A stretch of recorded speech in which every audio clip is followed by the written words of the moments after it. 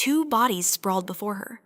What kind of pathetic trash were they? They couldn't even handle 1 drop of her blood, yet they wished to be servants. She ordered them taken to the kitchen. To become ingredients, a servant noted the law forbids private blood consumption. A serious crime, they should be sent to a factory for processing.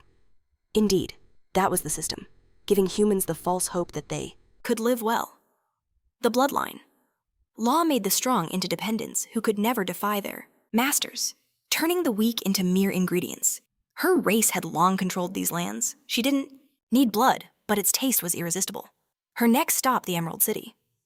Meanwhile, someone was shaking Z, insisting today was important.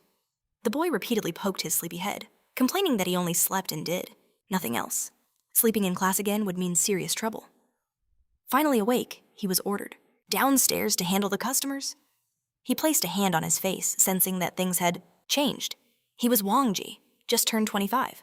On this very day, his boss stole his project and the company, fired him, broke, deep in mortgage debt. With his father bedridden for years, he chose to get drunk by the river. Just then, he saw a girl wade into the water. Alarmed, he jumped in to help. He managed to stop her from drowning. But being so drunk, his body decided it was the perfect time to give out in the middle of the river. He remembered nothing after that, and awoke in this bed. It was May 2077, the year he was just 18. The boy bolted from his room, slamming the door. He flew down the stairs, wondering if it was all real. Thrilled, he saw his father at work. He pulled him into a warm hug. His father was alive and well. The man was baffled, but his son explained it was a terrible nightmare. A customer complained he was in a hurry, but his dad ignored him. It had been too long since his son last hugged him. Once the moment passed, he told the customer he'd cut his hair and sent his son off to start his own work. 2. The customer was irritating, saying he'd only come because the better salons were full, and that if this delayed his day, he would wreck the shop. The boy bristled at the man's arrogance, but his father told him he should focus on finding a good job. That client had an interview with Miss Yu, a pure-blood noble. He was one of the most promising youths in the city, hoping to become her dependent. These were all foreign concepts to the young man, who wondered what it all meant. This was not the reality he remembered. On his tablet, all he saw were articles about becoming a dependent. He had no clue what that was. So he searched for the meaning of pure blood, protectors of humanity from outside threats, who currently held all leadership positions, not knowing what they were. They already controlled the world. Humanity was now ruled by these beings of pure blood, and everyone seemed complicit. He wondered if it was after a war or some kind of invasion, as he started searching. A strange message appeared on his tablet, a warning, "You are food." It came from a Sansaisi, strange creature with 3 eyes on its face. He slammed the exit button on the screen, sighing a little, relieved. He had no clue what that was, but it was definitely terrifying him. This whole world was so confusing. For him, he was sure he'd been reborn, but into a world far different from his own. Placing his hands on the mirror, he wondered if this was really him.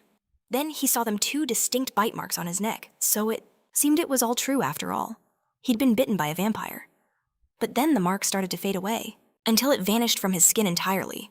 In shock, he rubbed his eyes, trying to see if he was going crazy. Turning from the mirror, he figured his vision was just blurry, and he had simply imagined the whole thing. However, his reflection slowly changed behind him, revealing glowing red eyes and a sinister grin. Already outside his house, he headed for school. His father hoped he would just focus on studying. He was so proud his son attended a prestigious school, but Wongj wanted his father to take care of his health.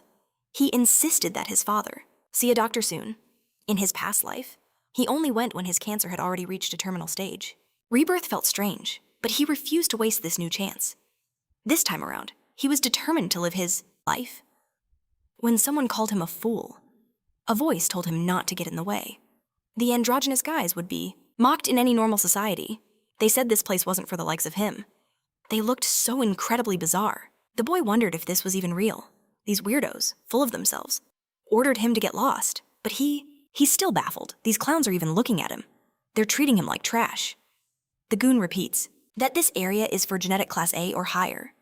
He's seen this before. He glances at his ID. He's a class C. One of the thugs shoves him, telling him to scram. This reality is just unacceptable. He's being hassled by people who should be groveling when someone shouts his name. The guy wants to know if he's okay and asks him to come along. This face isn't a stranger to him. The scrawny, anemic-looking kid with glasses is Wang, in a world run by vampires. They were college buddies. This scrawny dude was a total bookworm, while Wong was pretty much a slacker. All he did was vape and chase girls who only looked good through beer goggles. Once he left college, he learned those skills had zero market value. At his lowest, he messaged his old clubbing friends, only to learn none of them were real friends. But the scrawny, nearly blind kid actually loaned him money back then. He was the last person he ever expected help from. He barely even knew the guy. And yeah, he really didn't. He gives him a huge hug and says he missed him. While the weirdos who wouldn't last 2 minutes on the street just stare in pain, a huge crowd was gathered. So he asks his nerdy friend who they're waiting for. It must be a goddess. It's the noble, Yu, who is visiting from the Emerald City to expand her family. He'd heard about this, that there'd be an interview, but he doesn't get why so many people are interested. But by becoming a blood relative, a human gains superhuman power and a longer life. Some of the weirdos whisper that it's more than that. They just want to be nobles and live the easy life. And step 1 is receiving the grace of the beautiful noble Yu. This grace happens when she injects her blood into a dependent, which they find ridiculously exciting since she's so gorgeous. And not just that, especially for humans, receiving grace triggers the most intense pleasure of their lives. Since Yu is a total knockout, this bunch of hopefuls really wants a shot with her. Apparently, getting bitten isn't even necessary, which is a big relief. Finally, a caravan of luxury cars pulls up. A size 42 heel steps out. That must be the goddess Yu that all these guys have been waiting for. She is the city's most important guest. With her are the Seoul mayor and the academy's director. The students just gawk at her, stunned by her beauty. He then turns to his scrawny friend. What truly matters is studying hard and improving yourself. One thing he learned from his past life is to never depend on others. And becoming her dependent is the exact opposite of what he wants. He has no desire for what everyone else is chasing. Until they feel a shift behind them. The scrawny kid tries to see what's happening.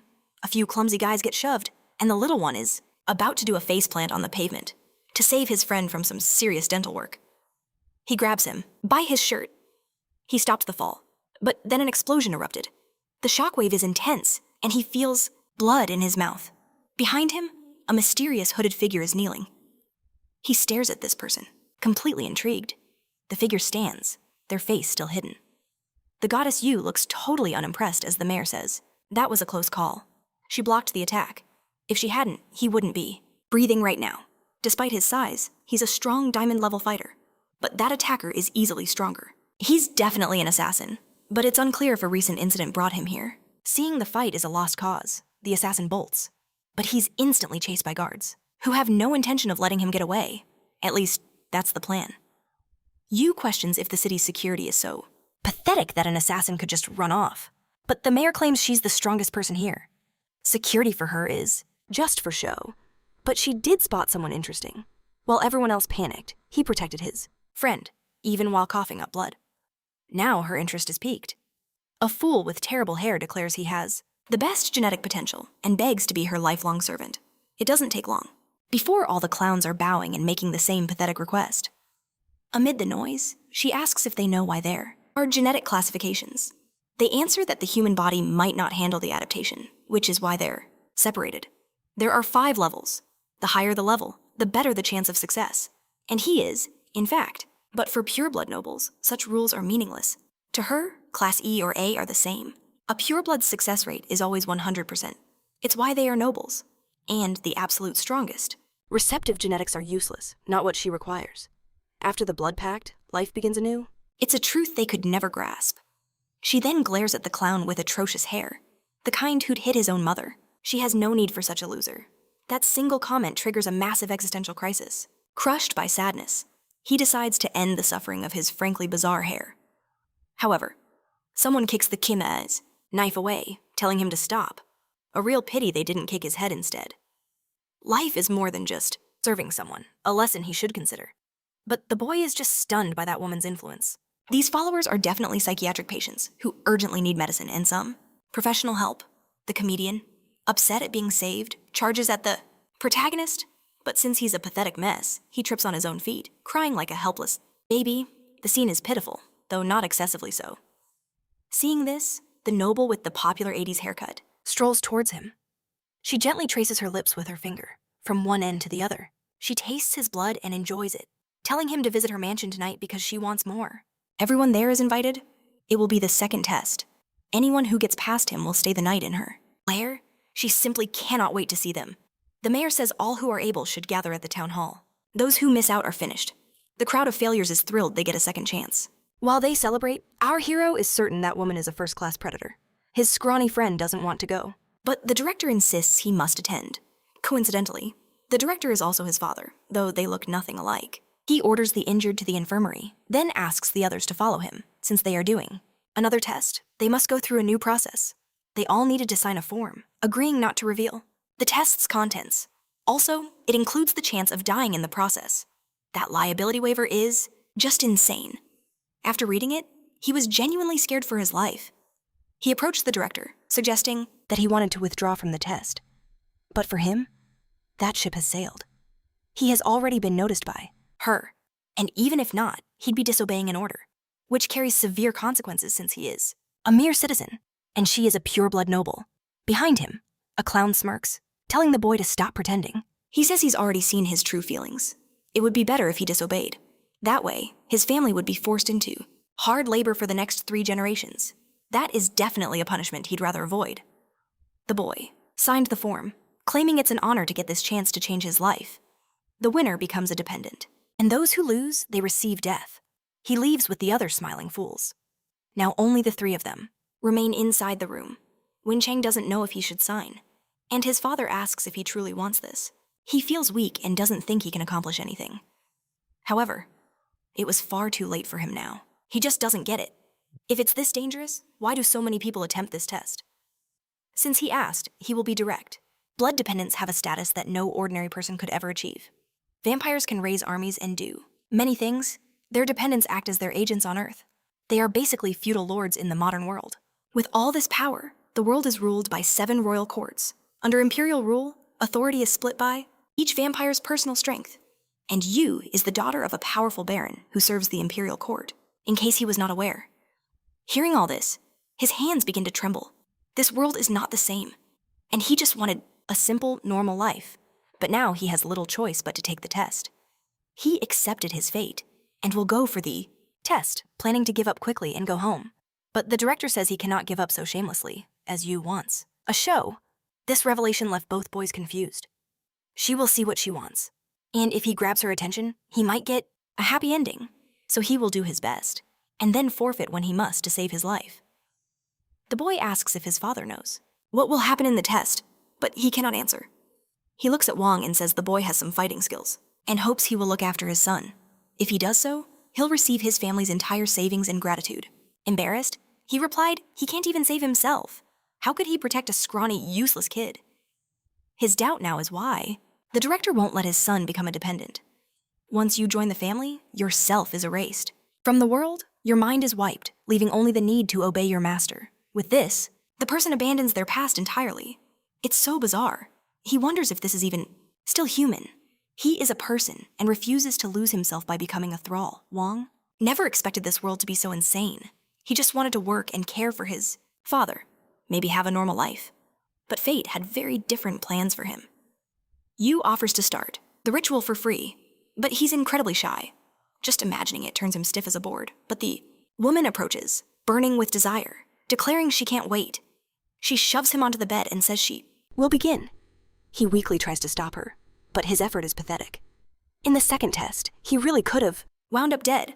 They're greeted at the mansion by one of Yu's servants. 58 candidates have arrived, but the max for the next level is only 20 people. Everyone here is capable, so he hopes they provide a good show for their Lady Yu. Indeed, there are more people than he anticipated. The director said there would be 3 levels, since one alone could never satisfy her. He aims to pass the first, just so he isn't seen as trash. With 20 as the limit, more than half are doomed to fail. The clueless fools are eager to start, desperate to join Lady Yu. They shout with passion, calling it their life's purpose. The test had already begun. Anyone who made a sound without permission was immediately eliminated. This left the rowdy crowd in complete shock. The first rule for a dependent is obedience and knowing your place. Making noise without permission shows disrespect.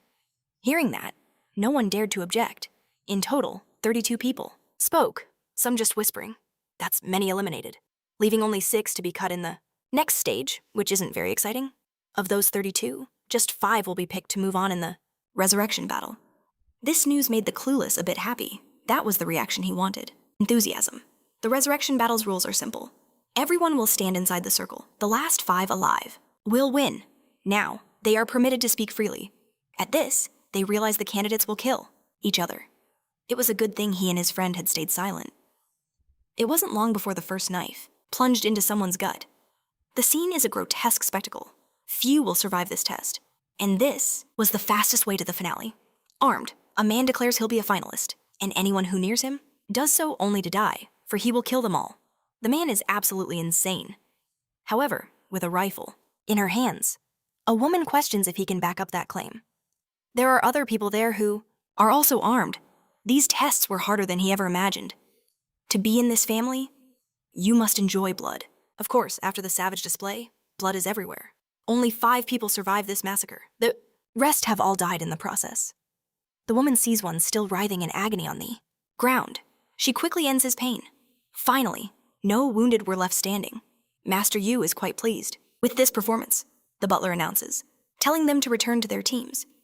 The young psychopaths seem rather happy now. In fact, the least crazy one here is a lost cause for any mental hospital. One of them looks at the main character, asking why he's staring so intently, but he just deflects the question. He is ready to teach these youngsters how sinister society is, so they had better not cry about it later. Seeing this, the scrawny one got scared, for he is now in the sights of those degenerates. However, the protagonist tells him not to be scared. They passed phase 1. During the next part, they can just give up, and it's fine. The idea of quitting brought him some relief. With only 31 remaining, the first stage will finally begin. This left them petrified. It hadn't formally started, and there were already bodies everywhere. This time, just 20 of them can advance to the next level. Under the butler's foot, a large fissure starts to open. He will now announce their task. The candidates will be going fishing. But that well looked more like a trap, and the fish are monsters. This is a hunt for both sides. A special fishing rod can take up to 5 nets, tons of force, strong enough to pull those monsters. The key is the bait, which is the candidate's own blood. Even though it may not seem like it, these fish are a rare delicacy, only attracted by the highest quality blood. Anyone who fails to catch a fish and you're out. But if the fish catches you and pulls you in, you become fish food, a truly miserable end. The rules are simple. Blood is the bait, and anyone who can't land a catch is instantly disqualified. The first trial has begun. Staring down, he wonders how he'll ever manage to reel in one of those beasts. This rod is insanely heavy, easily 45 kilos. Add a fish to that, and it could hit 140. Suddenly, one guy gets a bite. He strains against the rod so hard his clothes start ripping apart. Everyone is stunned by his power, but the girl scoffs, calling him a mere junkie. Our hero is confused. She calls him a clueless kid. She points out the swollen muscles, the bloodshot eyes, the look of a man about to have a stroke. A clear sign he used fentanyl with crack. These drugs boost your strength, but the price could be death or permanent insanity. That dude must have spent a fortune on his cocktail. If he passes, he'll probably think becoming an addict was worth it. She mutters she has to get serious, telling the boys to focus. They finally get the picture. Others were already landing their catches. It was their turn to try. So, he drips a little of his blood into the container, casts the bait into the lava, and waits. A few moments pass. He figures no fish is interested in his blood. But then, a ripple forms in the lava, growing more violent by the second. Several fish charge for his single lure, yet his line stays completely still. He waits, patiently observing what will happen. He spots a slight twitch in his fishing rod. The lava below him is bubbling, churning more and more fiercely. Then, he's hooked something. He grips the rod with all his might. He nearly tumbles into the lava before his scrawny friend grabs him. Already spent, the friend is terrified, yelling at him not to let go. For any reason. He just had to hold on a bit longer. This forces him to dig deep. It isn't just one fish on the line. It's several. They fight to reel it in. Finally, the creatures are pulled from the lava. The struggle paid off. It actually worked. His scrawny friend cheers their success. But then, he notices something strange about their catch. It's not just a single fish. Not even our hero can believe what he's seeing. Enraged, the cluster of fish fight to return to the lava. Still, he holds the rod with every ounce of strength he can muster. Again, he's dragged toward the molten lake, and his friend strains to keep him from becoming fish food. The effort is immense, his face soaked in sweat. On the line, multiple fish are thrashing. It's far too much weight. He doesn't have the power to pull them all. His hands are going numb. He grinds his teeth from the strain. Overwhelmed by the problem, he starts slipping closer to the edge. The girl watches on as the candidate nears his death, while the Ishu fish fight wildly over the high-quality bait. Their strength is fading fast. Knowing the Chesai danger, his friend yells at him to let go of the rod and save himself, but he refuses to give up. Like this, landing this catch is harder than he ever imagined. If he doesn't pull it, now, he never will. His arms are cramping from the sheer exertion. The incredible effort is taking its toll. He's about to pass out when his eye begins to glow an intense scarlet. In his mind, a strange symbol forms around a central body. He lets out a desperate scream. Everyone, without exception, stares in shock as he hauls in all the fish. His struggle paid off. Meanwhile, Yu watches from her room. Peering out her window? Not bad at all. For the guy she's been watching, she can hardly wait to devour him. The onlookers can't process what they just saw. Those two kids managed to catch 6 fish at once. Afterwards, they're completely drained.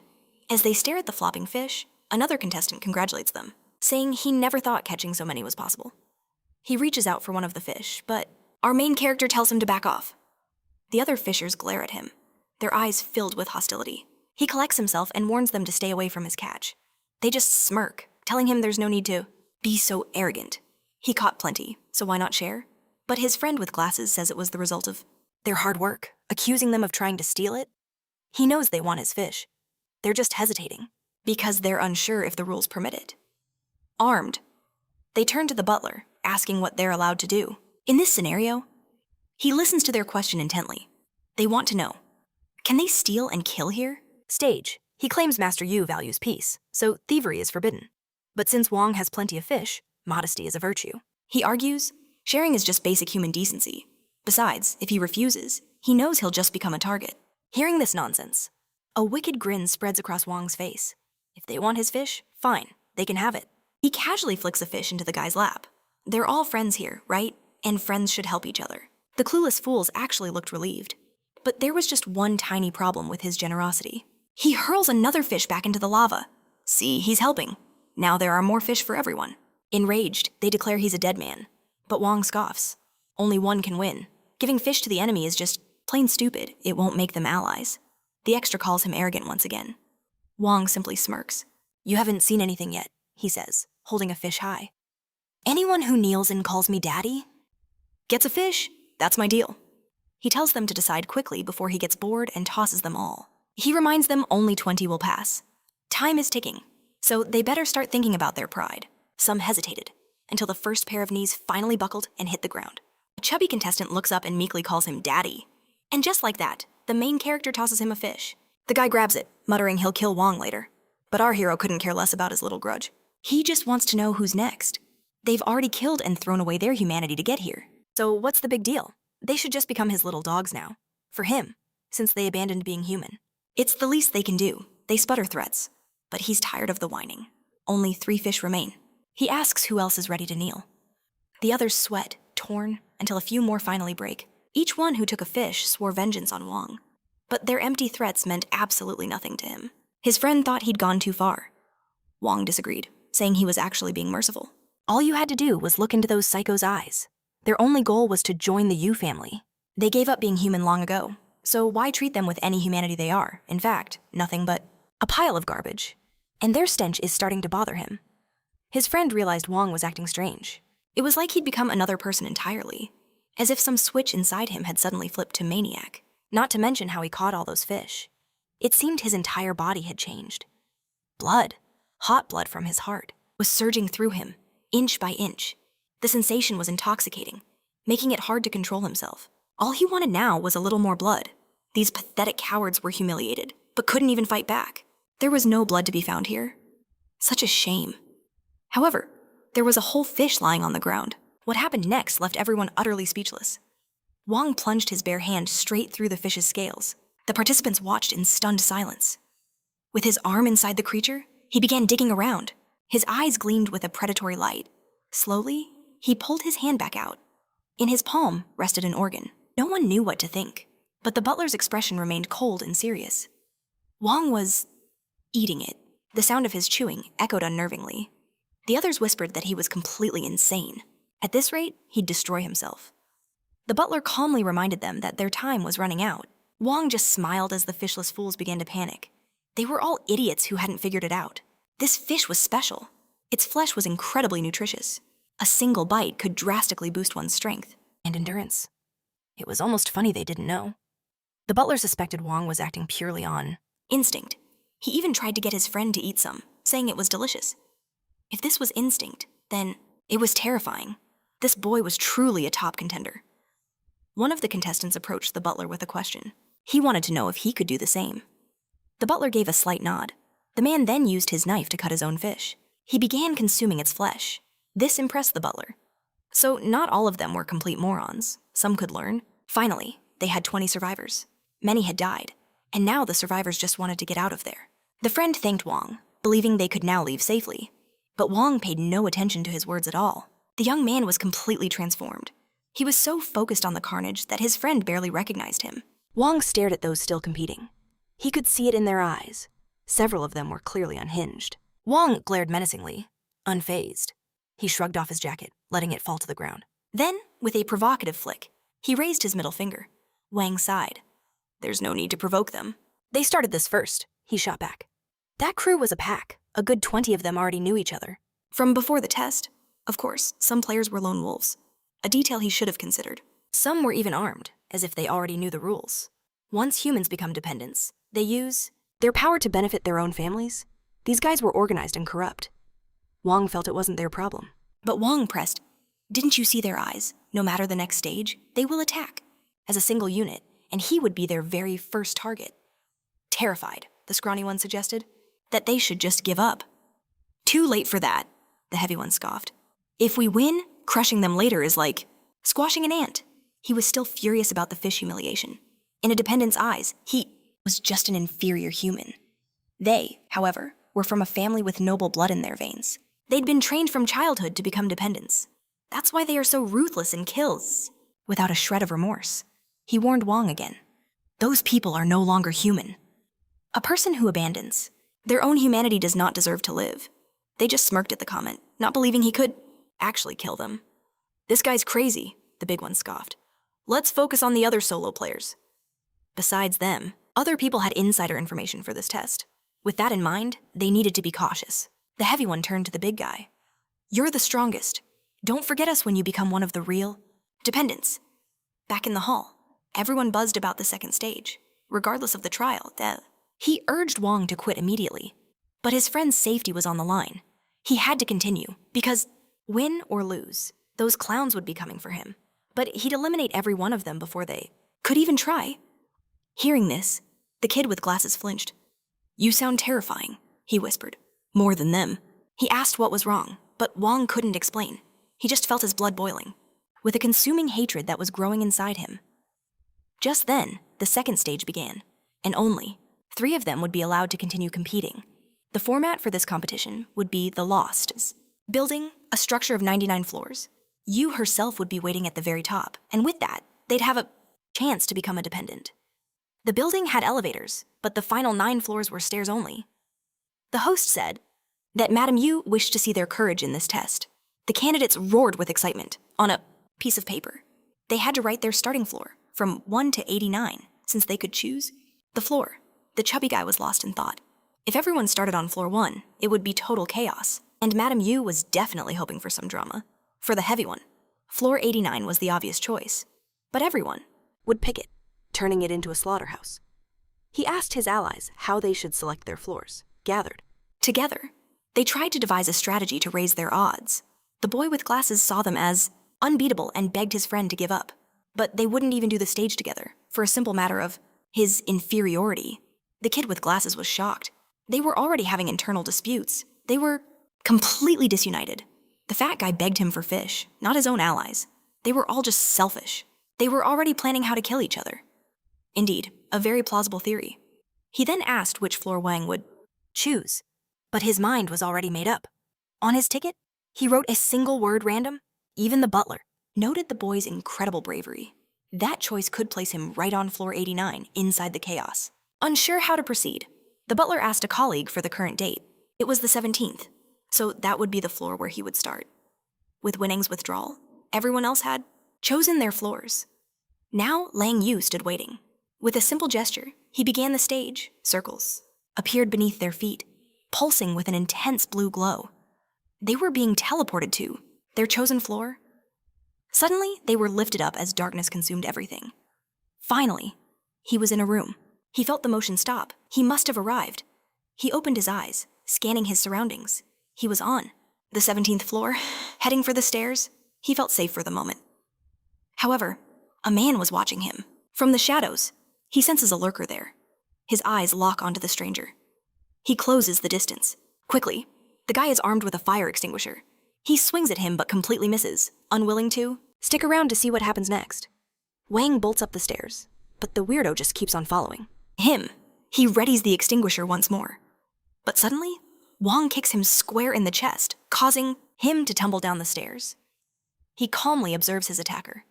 He notices the fire extinguisher is not far away. With it in hand, he plans a little mischief. The fallen kid is terrified and begs him for mercy. He says he knows he was wrong, repeating that he's surrendered. This makes Wong put the extinguisher down. He stares at the young man as a red glow fades from his eyes. Still horrified, he realizes he's safe and that something is off about this guy. His body is heavily trained to take impacts, but that kick felt strong enough to break his bones. It was just pure brute force. Wong stares at him, asking if he's part of a team, and if there's anything he wants to share now. Heading upstairs, he's already on floor 19. From that quick chat, he got crucial information. The team has 10 people in 5 groups, spread across the floors to slow down everyone else. Reaching floor 20, he braces himself. As according to the information he got, it should be guarded by someone. He moves up the stairs cautiously, but so far has found no one. With that, he sighs in relief. Even in a team, the strategy is useless. Those far below have no chance of winning. The last 20 floors are the most dangerous, since everyone will be there. He continues, moving forward, walking slowly. He doesn't want to be dependent and refuses to give up. So, he chose a random path. Logically, he thinks it's a terrible choice for a normal person. But his instincts are screaming for him to reach the top and crush them all. His mind is a mess of feelings. His head hurts and he doesn't notice what's forming in his hand. He finally realizes something strange is happening to him. His eyes tell him something is about to happen. His perception of things is now different. A stranger approaches, from above with hostile intent. From behind him, another person is approaching. This young man is using a shum hypnosis skill, thanks to his S-class genetics, and can dominate those with inferior genes. With enough puppets, he'll surely impress Lady Yu, leaping in for his attack. He grabs Wong's shoulders and tries to use hypnosis on him to make him obey. But Wong looks back, red veins pulsing all over his face. This left that participant completely shocked. He can't process what this is, as his throat is already being crushed. Wang thinks he is the reason his body is like this, but his attacker denies it. He says it's a misunderstanding while getting hit, and thinks his hypnosis failed on him, unable to believe his own genes are inferior. Outraged, he demands that he get rid of those red things right now. In agony, he says he didn't do this, as his hypnosis only puts people under his control, trying to save himself. He says it's useless to fight and they should form an alliance to keep climbing. But Wong just hits him again, filled with pain. The young man drops to his knees before he collapses, losing consciousness. The red veins keep spreading and pulsing all over his body. He slowly raises one of his hands to his face, touching his lips. Then he leans down toward the guy's neck. His mouth drew near him, salivating intensely. That's when he realized he was doing something way too weird. Snapping back to his senses, he pulled away from the body, stunned by his own actions on the ground and terrified. He can't say what he was just doing. He pants heavily, still watching the scene before his eyes. But when he looks at the neck again, he feels his vision shift. His mouth begins to water once more until he slaps his own face, thinking he must be going insane. This causes him to run away down the stairs, contrary to what the test demands. He descends the floors. While running, he remembers his father's barbershop, being distracted. He misses a step on his way down, falling face first onto the ground. After the impact, he lies, still for a moment. The impact was hard enough to knock him out cold. The veins start to disappear, and his hand begins to spasm. He brings his hand up to his own face. Gathering his strength, he manages to stand up. Again. Now. He looks up at all the floors he still needs to climb. The expression on his face is unnatural, and he says he's hungry. So hungry he really needs to grab a snack. Someone reports to their boss that every precaution is in place for her protection. The last attack targeted the mayor, not her, a fact that many had overlooked. Hanging up, she asks for a status report. The process is nearly finished. No matter the plan, the 89th floor always erupts into a free-for-all. Everyone fears burning out. But no one wants to surrender their position. Some fight with their wits, others with pure instinct, and a dash of luck. You've got the fakers who prey on their allies, and those who hide their power. Their trump cards saved for the perfect moment. Then you have the brutes, trusting only their own strength. From the very start, this mix of predators makes for one hell of a spectator sport. Looking at the monitors, he wonders where Wong is. A search begins. They finally spot him, and he is already nearing the 89th floor, the very eye of the storm. The moment he steps onto the floor, violence explodes around him. He just watches as the bodies begin to fall. The carnage rages on. A war zone stands between him and the next level. But he remains completely unfazed. The fighters ahead are little more than beasts. One lunges with a metal bat, but swings at empty air as Wong had. Dodged with ease. Two more try to block his path, but they can't even touch him. Wong passes through. The chaos without a single scratch. Only two more stand between him and his goal. They suddenly sense it. A third presence is approaching. It's Wong, already upon them. He casually walks between the two, as if they were nothing. Enraged, the long-haired man snarls that only one person will climb those stairs. And that person will be him. The girl warns with a smirk. That knife is poisoned. But it was too late. She had saved that poison for him. But she'll gladly waste it on this arrogant fool. She moves in for the kill. But before her blade can connect, Wong's silhouette vanishes, leaving the long-haired man completely stunned. Not only was his attack dodged, but his own fist is now trapped in an iron grip. Wong is right there, and they have no idea how. With a flick of the wrist, he disarms his opponent. Now, he's the one holding the poisoned knife. Then, in a sadistic twist, he licks the blood from the blade, a shocking scene. That leaves the other two baffled. This is hardly an appetizer, he scoffs. It's hard to feed like this. The best are higher up. He is getting closer. Knowing a feast awaits, he is ready to devour whatever is. There. He takes the first step onto the stairs.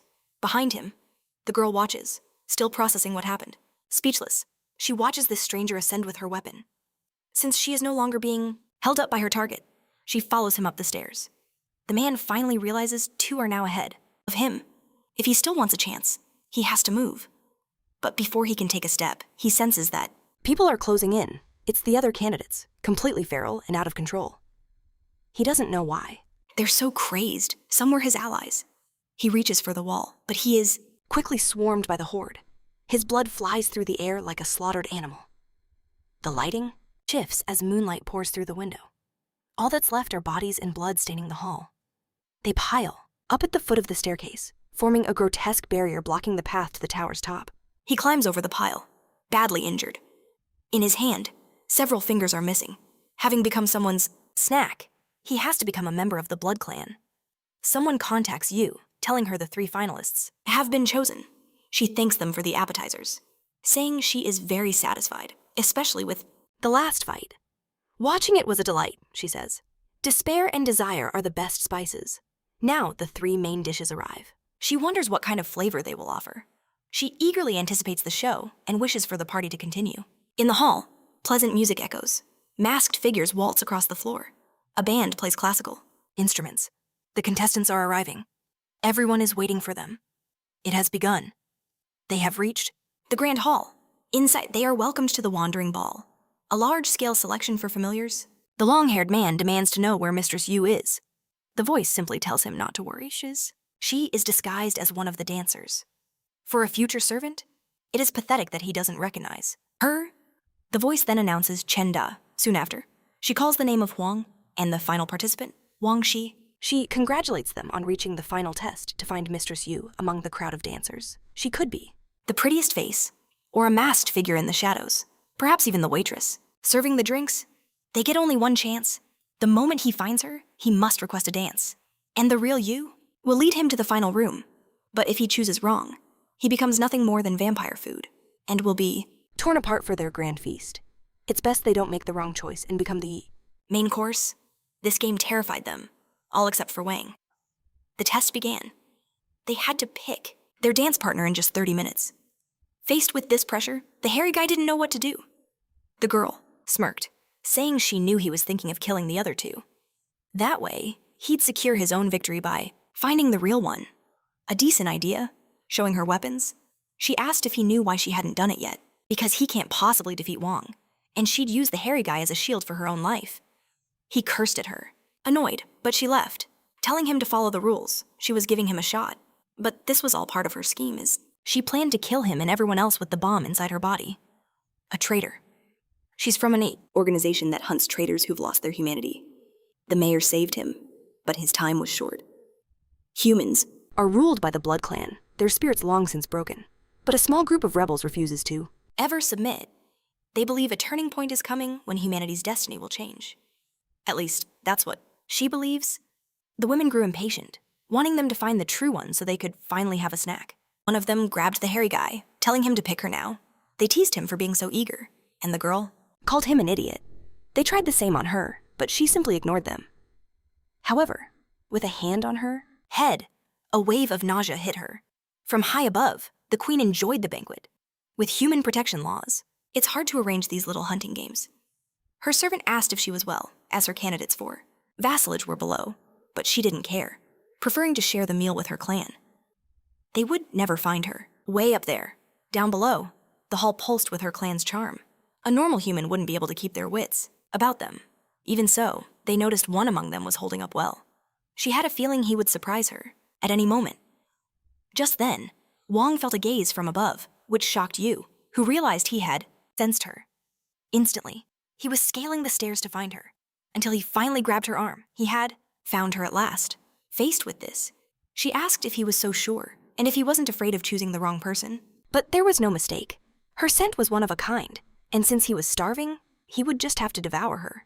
Hearing this, she wanted to skip the dance. She was also famished. In fact, she was quite curious how he planned to eat her. Her expectations were high. Thrown to the floor, the hairy one saw that someone had already found the true Yu. Impossible. He refused to accept that he'd lost.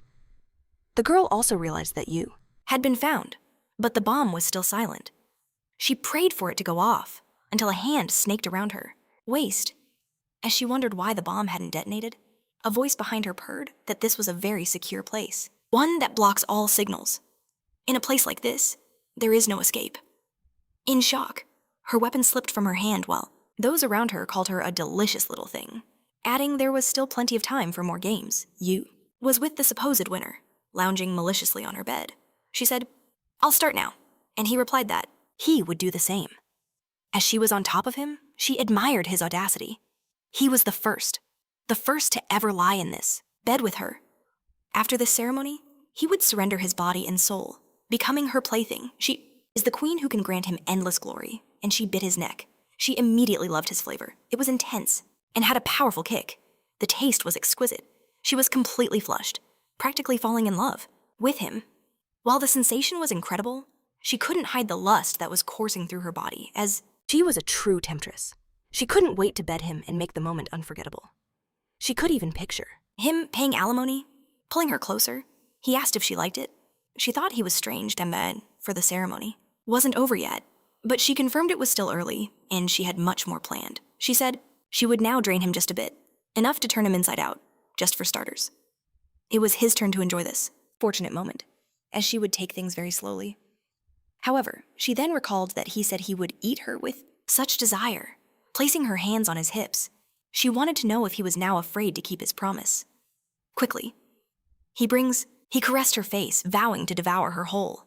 And just like that, he sank his fangs into her delicate neck. The poor girl looked more confused than bitten.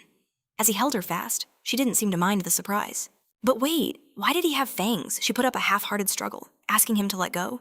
She tried a bit harder to break free, but her heart wasn't in it. Her pleas for him to stop were clearly just for show. What a strange feeling this was she being marked? That couldn't be right. She was supposed to be the benefactor here. She was the master, yet she felt like a helpless servant. As darkness fell, she finally yelled for him to get off. But her trembling legs had already given up. Her face was flushed, her body weak. She feebly tried to push him away. As delightful shivers ran through her, the girl was slick with sweat. Any problems she had were now forgotten. All she wanted was this blissful moment. She had no name for this wonderful sensation. It was, without a doubt, the most intense pleasure she'd ever known. Nothing compared to this. She desperately clung to him with her hands, so he wouldn't stop. At last, the bite was over. But she was far from satisfied. She craved more. The young man seemed a bit stunned by his words, mortified for asking for more. She quickly apologized. He pulled back as the girl got on all fours. She called him Dear Master, introducing herself as his devoted and loyal servant, Ling Long Yu, begging him to finish the ritual. This drew a faint smile from him, as thanks to her blood, his mind was finally clearing. She was just ordinary pureblood, but he would accept her, overjoyed to now be his slave. She asked him to grant her a name. He was quick to clarify he wouldn't put his name on her. That's just old-fashioned.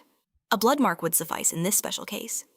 With that, he placed his finger on her forehead, making the girl ecstatic. A new mark now adorned her brow as she thanked her master. She'd never felt so incredible and could never leave his side now. She then asked why he seemed so weak, which caused her to misjudge him.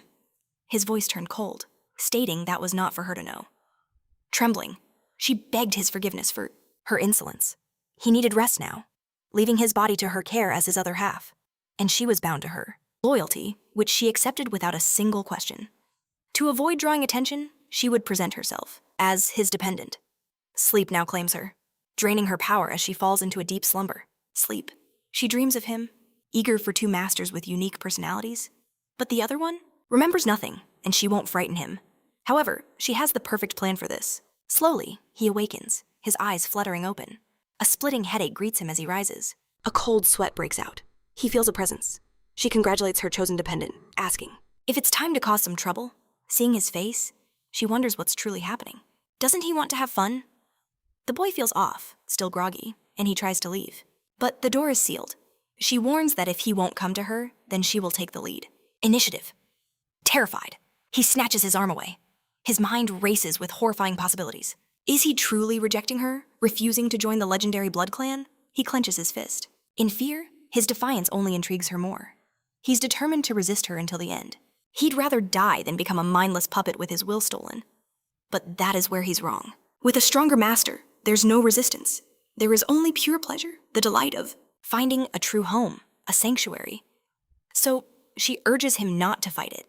And she even has a suggestion, but only if he wants to hear it. Outside, a media frenzy erupts with flashing cameras and parked cars. Headlines scream it's been 10 years since a pureblood chose a human as their dependent. That explains the chaos. At the dinner, noble Lang Yu will arrive with him. Everyone is desperate to see this lucky soul. A servant assists her as she exits the car. Her own clan calls her mad for choosing a mere human. This is usually a move to stabilize power, by picking from influential families. So they thought she was just playing a game. But they are curious. Who is this unknown human she has selected? Suddenly, the two appear, walking side by side, like a celebrity couple. Cameras flash, captivated by her aura. Fans scream wildly, causing chaos, making things tough for security. As she passed, they called her name. The fools were completely mesmerized. All eyes were on them. Was that her new dependent? He looked so painfully average, with nothing special about him. Just a Class C whose family ran a barbershop. They couldn't understand why he was chosen. This reeked of politics. The purebloods always chose vassals from the most traditional human clans. And yet, she searched the nation for her dependent, only to pick this anonymous weakling. He was clearly disposable. She could just pick another one when he inevitably perished. They already saw him as a consumable, a mediocre tool. But she told him to keep his courage and look straight at the cameras. He needed to smile. He was about to be front-page news. Pretending to be her dependent was now his life's mission. He had to play the part well. But smiling now felt completely insane. He was the target of everyone's gaze. He could only take this one step at a time. Following her toward the palace, a strange man greeted her, and she thanked him. She accepted his invitation and passed on greetings to her father. The man stared, intrigued by her dependent. He could feel his chi overflowing. It was likely from the recent ritual, an energy that mirrored his mistress. This proved he was hers. An old man scoffed that youth act too smart, preventing them from achieving true greatness. She merely thanked her uncle for the advice. He warned her that she was being watched. Many were displeased. They were disappointed with her choice. To everyone, he was just plain weak. He pointed to the stairs. Someone was getting impatient. The Blood Clan was an inconvenient bunch, and those were dependents too. She glanced at him, wondering what he'd do. He had no idea. He was just an ordinary guy with no powers. But then she made an offer. If he could handle them, she'd reward him by teaching him supernatural powers. That proposal shook him to his core. The only bad power is having too little. Only the genetically superior humans could ever develop such abilities. 2 other dependents approached, offering to help her new subordinate. He had witnessed this before, that time at school, and the other time as well. He stared back at the 2 men. They clearly didn't like him. He couldn't remember what happened, or how he woke up in Lang Yu's bed. They told him not to be a fool. His mistress wouldn't save him now. It was impossible. The night of dependence. It's a rite of passage for everyone who joins the clan. All customs must be completed, and it all had to be done that very night. She opened the curtains, stating no one could stop the royal ritual. With that, they shoved him inside the room. Someone inside called him a rookie. An old woman told Wong to sit, and to do it now. As he sat, she introduced herself as the senior executive director of the night's events. Before any dancing, the new dependent must endure this ritual. With everyone assembled, it was time to begin. She asked them to repeat a prayer after her. The whole composition was utterly bizarre. They all chanted what the old woman said. "We are dependents, the humble and loyal servants." That strange ceremony sent shivers down his spine. This was the acceptance ritual for the newcomer. She suddenly called his name, making him jump. A waiter approached, but he was more worried about what was being served. They were about to eat, but he had no clue what it was.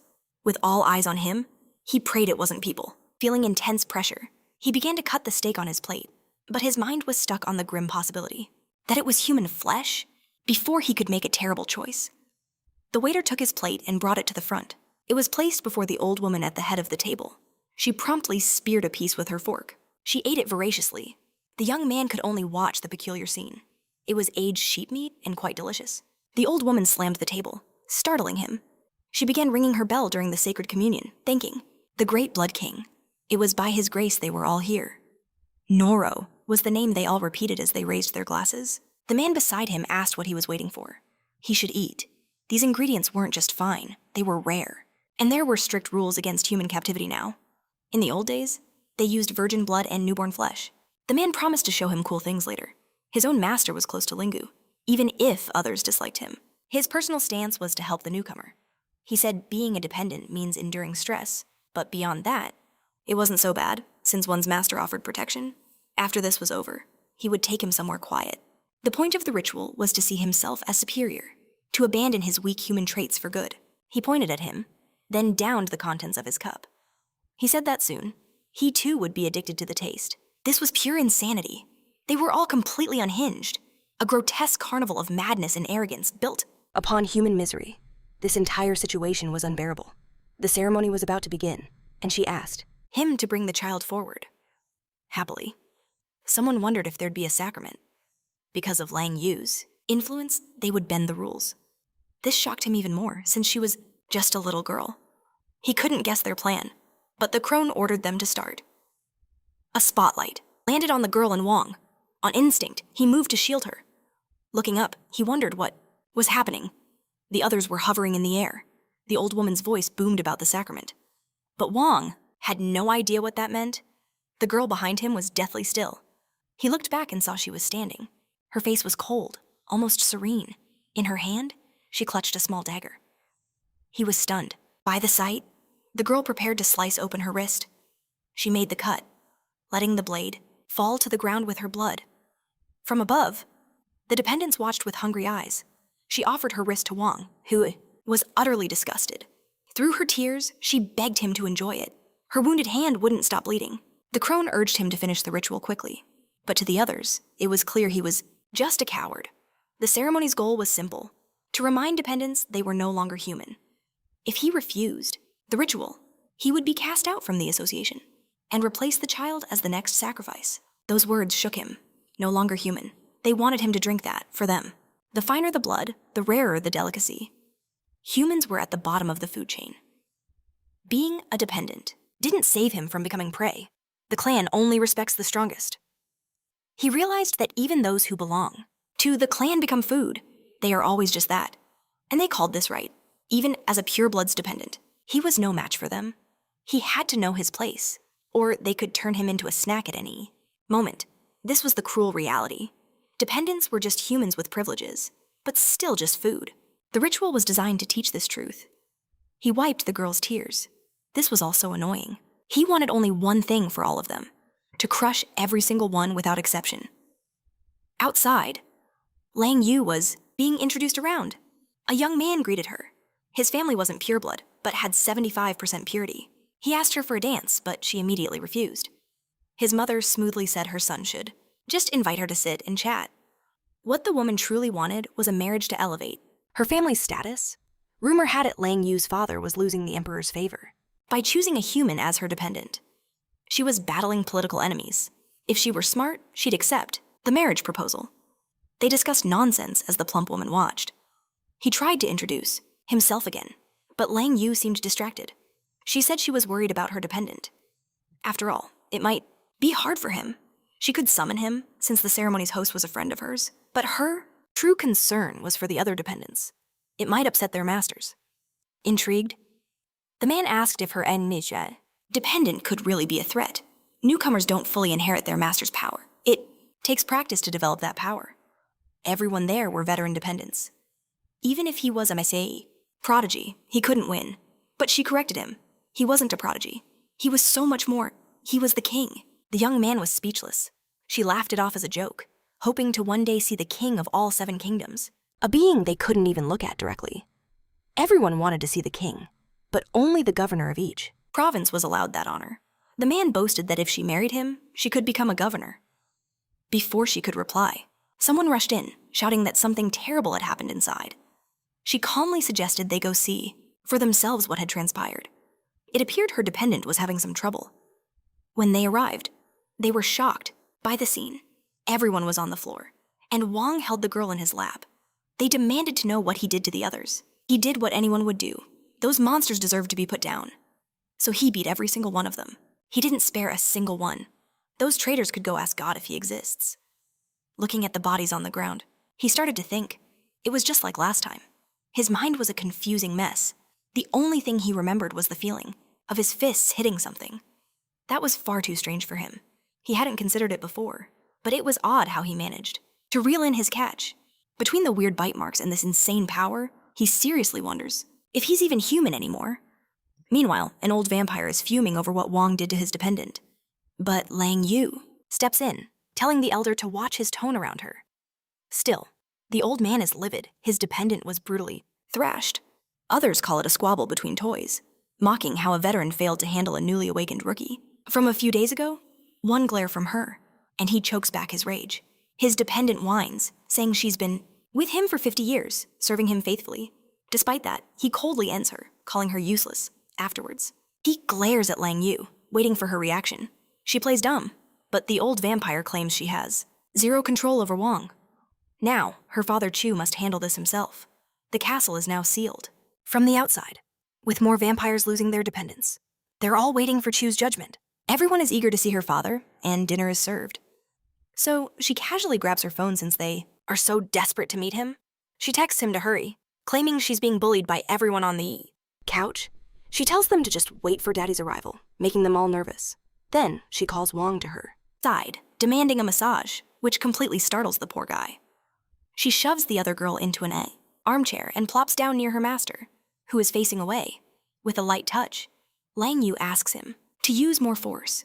She melts into pure bliss from the comfort. Watching this, the police chief isn't amused. The guy next to him whispers that he recently had a blind date with her. He adds that even if her father faces political heat, he's still a pure-blood noble. The conflict is escalating, nearly reaching the scale of the king.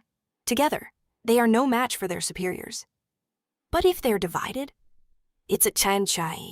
Whole different game. The thought of a pureblood makes them drool.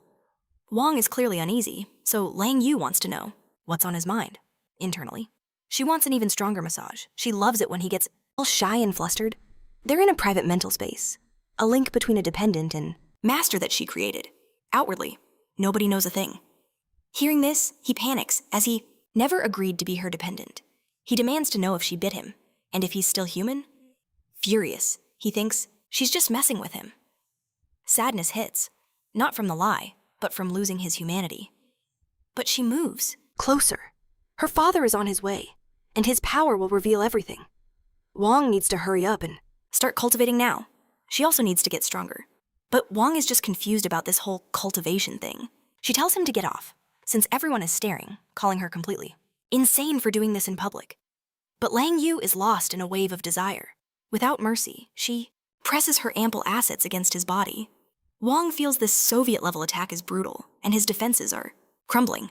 With one hand on him, she asks if he feels the heat. Energy flows through him, leaving him unbalanced. Now he has to somehow control it. She guides him, telling him to treat the energy like a sheet of paper. He needs to concentrate it. This is his potential, which exists in everyone. The act of getting stronger is just adding content to this sheet. Understanding the rules of self and others is what decides victory or defeat. His sheet is completely blank, which is why he's all brute force, filled with temptation. She offers to teach him for the price of a kiss. But he guards his innocence fiercely. Closing his eyes, he focuses on writing his powers. He pictures a pen in his hand. Instantly, a giant pen materializes, touching the paper. The moment it makes contact, it begins to release an intense energy. The paper starts to glow, shining brighter and brighter, leaving him completely stunned. But to his utter confusion, his power sheet has morphed into a refrigerator. Naturally, he starts to panic. But his companion says one little kiss will solve all his problems, even if she has no clue why it's a pain. Refrigerator and not something else. At least it's a change. The power inside him, though small, feels like he can finally control it a little. Watching him, the vampire can't help but find him absolutely adorable. The power sheets of most people share a common source. They all follow a predictable pattern, but she has never seen a 3D object represent this power. While he struggles just to open the fridge, this is truly incredible. And she's more convinced he's worthy of being her master. Just one small problem. She has no idea what a refrigerator is. She senses a dangerous aura from that object. Outside, the others watch him, annoyed. He's been different since that massage. Beyond the mansion, a storm now rages, crackling with ominous red lightning. A palpable fear fills the air. Someone powerful is approaching. An intense glow blazes across the sky, revealing a silver-haired figure descending at blinding speed. The newcomer slams into the earth, unleashing a massive shockwave of destruction. That sends the unsuspecting guards flying. The one who arrived is Chiu, the vampiress's own father. He not only shattered the complainer's shield, but also wrecked the entire palace. Yet, Chiu didn't even notice. The barrier was there. It was like paper to him. As for the castle, he has zero regrets. It was far too ugly and failed to meet his refined aesthetic tastes. The same goes for the people. They are so hideous. They make his eyes bleed. Hearing this, the complainer demands he show some respect. The noblewoman heard he was toxic, but she never imagined this level of audacity. Getting to the point is also part of his aesthetic, as he's eager to leave this disgusting place. Just then, the vampiress calls out to her father. She gives him a warm hug. He says seeing his daughter has sweetened his foul mood. But as he holds her, he notices something. The very scent of her body has changed. There is something new in her blood, which makes her worry. He demands to know what happened to his perfect princess. She quickly says she has a dependent, pulling Wong closer. She announces the boy depends on her and tells him to greet their father. Wong is utterly baffled. Why should he call this man father? Chu studies the boy, placing a hand on his shoulder. Simply too ugly. The sight actually hurts his eyes. As they talk, the complainer interjects, fed up with Chu's family drama. His daughter's new pet disrespected them. If Chu doesn't compensate them, he shouldn't even dream of leaving. As he speaks, the rest of the building crumbles behind him. Looking around, they realize there's nothing left but rubble. Suddenly, they try to change the subject. His battle rank is Xing Yao, same as Chu's. His lackeys are rank 5. They boast that 2 fists can't beat 4 hands, and Chu will pay for his arrogance. In response, Chu begins to levitate. Smiling, mockingly, he looks down on them. This trash doesn't know the distance between heaven and earth. From his cane, a terrifying energy accumulates. The pressure becomes so intense, stones begin to rise from the ground. To everyone's surprise, he launches the debris at his foes, who start to panic. The complainer invokes a protective shield, but the enchanted stone is too powerful. crashing violently against it. For the others, the attack moves so fast they can't even track it. Moments later, they're all brutally struck down. The action was swift, leaving them sprawled on the ground, powerless. They lost despite their numerical advantage. They couldn't even use their skills. The power of a pureblood is simply on another level. If numbers mattered, the Blood Clan would have been wiped out ages ago. He reminds them to be humble. Mixed bloods can never compare. To them, even defeated, they threaten him, saying the Emperor will hear of this. His daughter, then, suggests they just kill them now. That way, no one can talk, which terrifies the group. But Chu hesitates. They're so ugly. Killing them might give him nightmares. He'd rather avoid that. He says if they want to tell the Emperor, they are free to do so. He used to hang out with Emperor Chang and even beat him up. When they were younger, a comment that enrages his fallen foes. Wong, however, is worried about the girl he rescued. She has no major injuries, as Chu held back his power. He states that one of the few beautiful things among so much ugliness deserves to be protected. He sympathizes with her hair, since it's also gray.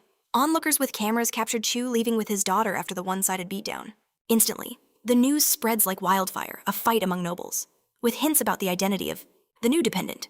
The rescued girl asks Wong if things are settled, and he says yes. She knew the way to her house and prepared to leave. He offered to escort her, but she said it would be inconvenient and hurried off. Lie. Yu thought he should flee too. He even considered it, but knew she'd catch him, which she promptly confirmed. He asks what's happening to his body, but she tells him not to rush. Her father wishes to see him. Sitting down, he awaits the arrival of this so-called humble man. Chu asks if he has made his choice. The choice between life and death? Wong is completely stunned, having no idea what he means.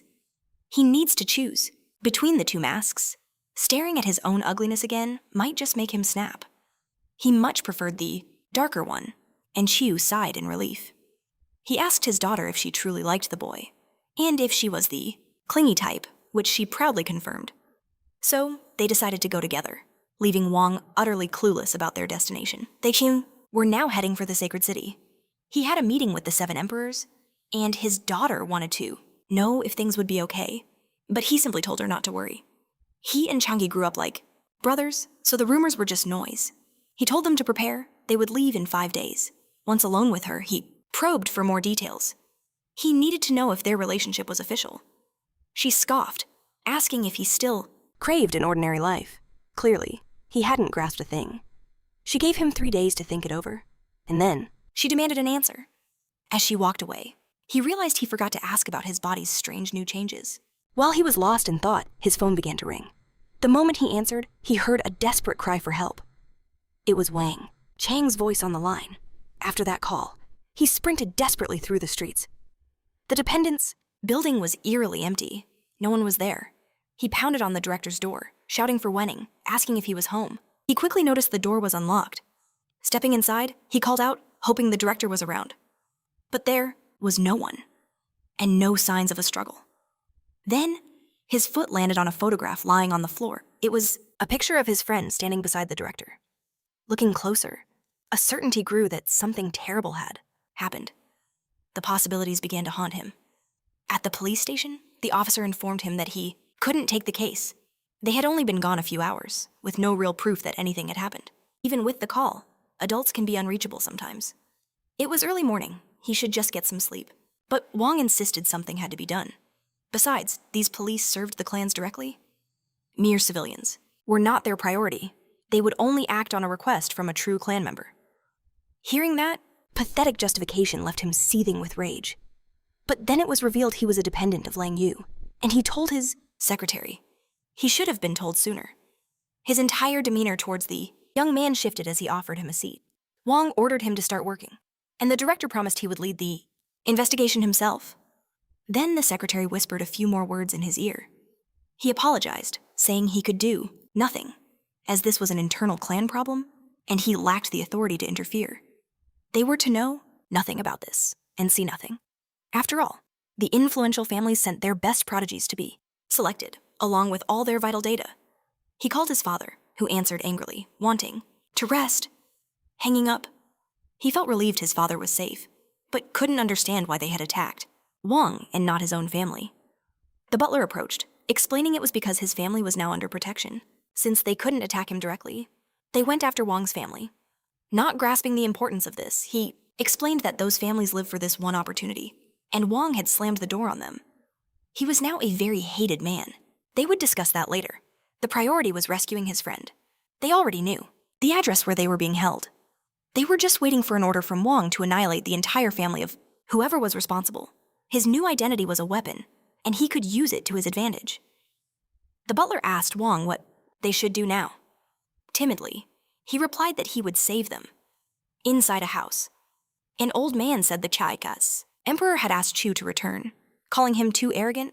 He was outraged that Lang Yu chose a nobody with no family tradition as his dependent, which harmed his own family.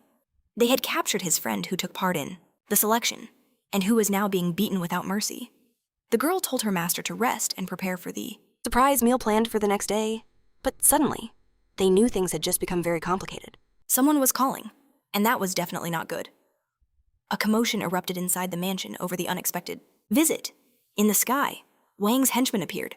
The butler's order was simple: kill everyone. As they stormed the already ruined estate, the old man warned them not to approach. This was just a problem among dependents. And now they had invaded his home and killed his people.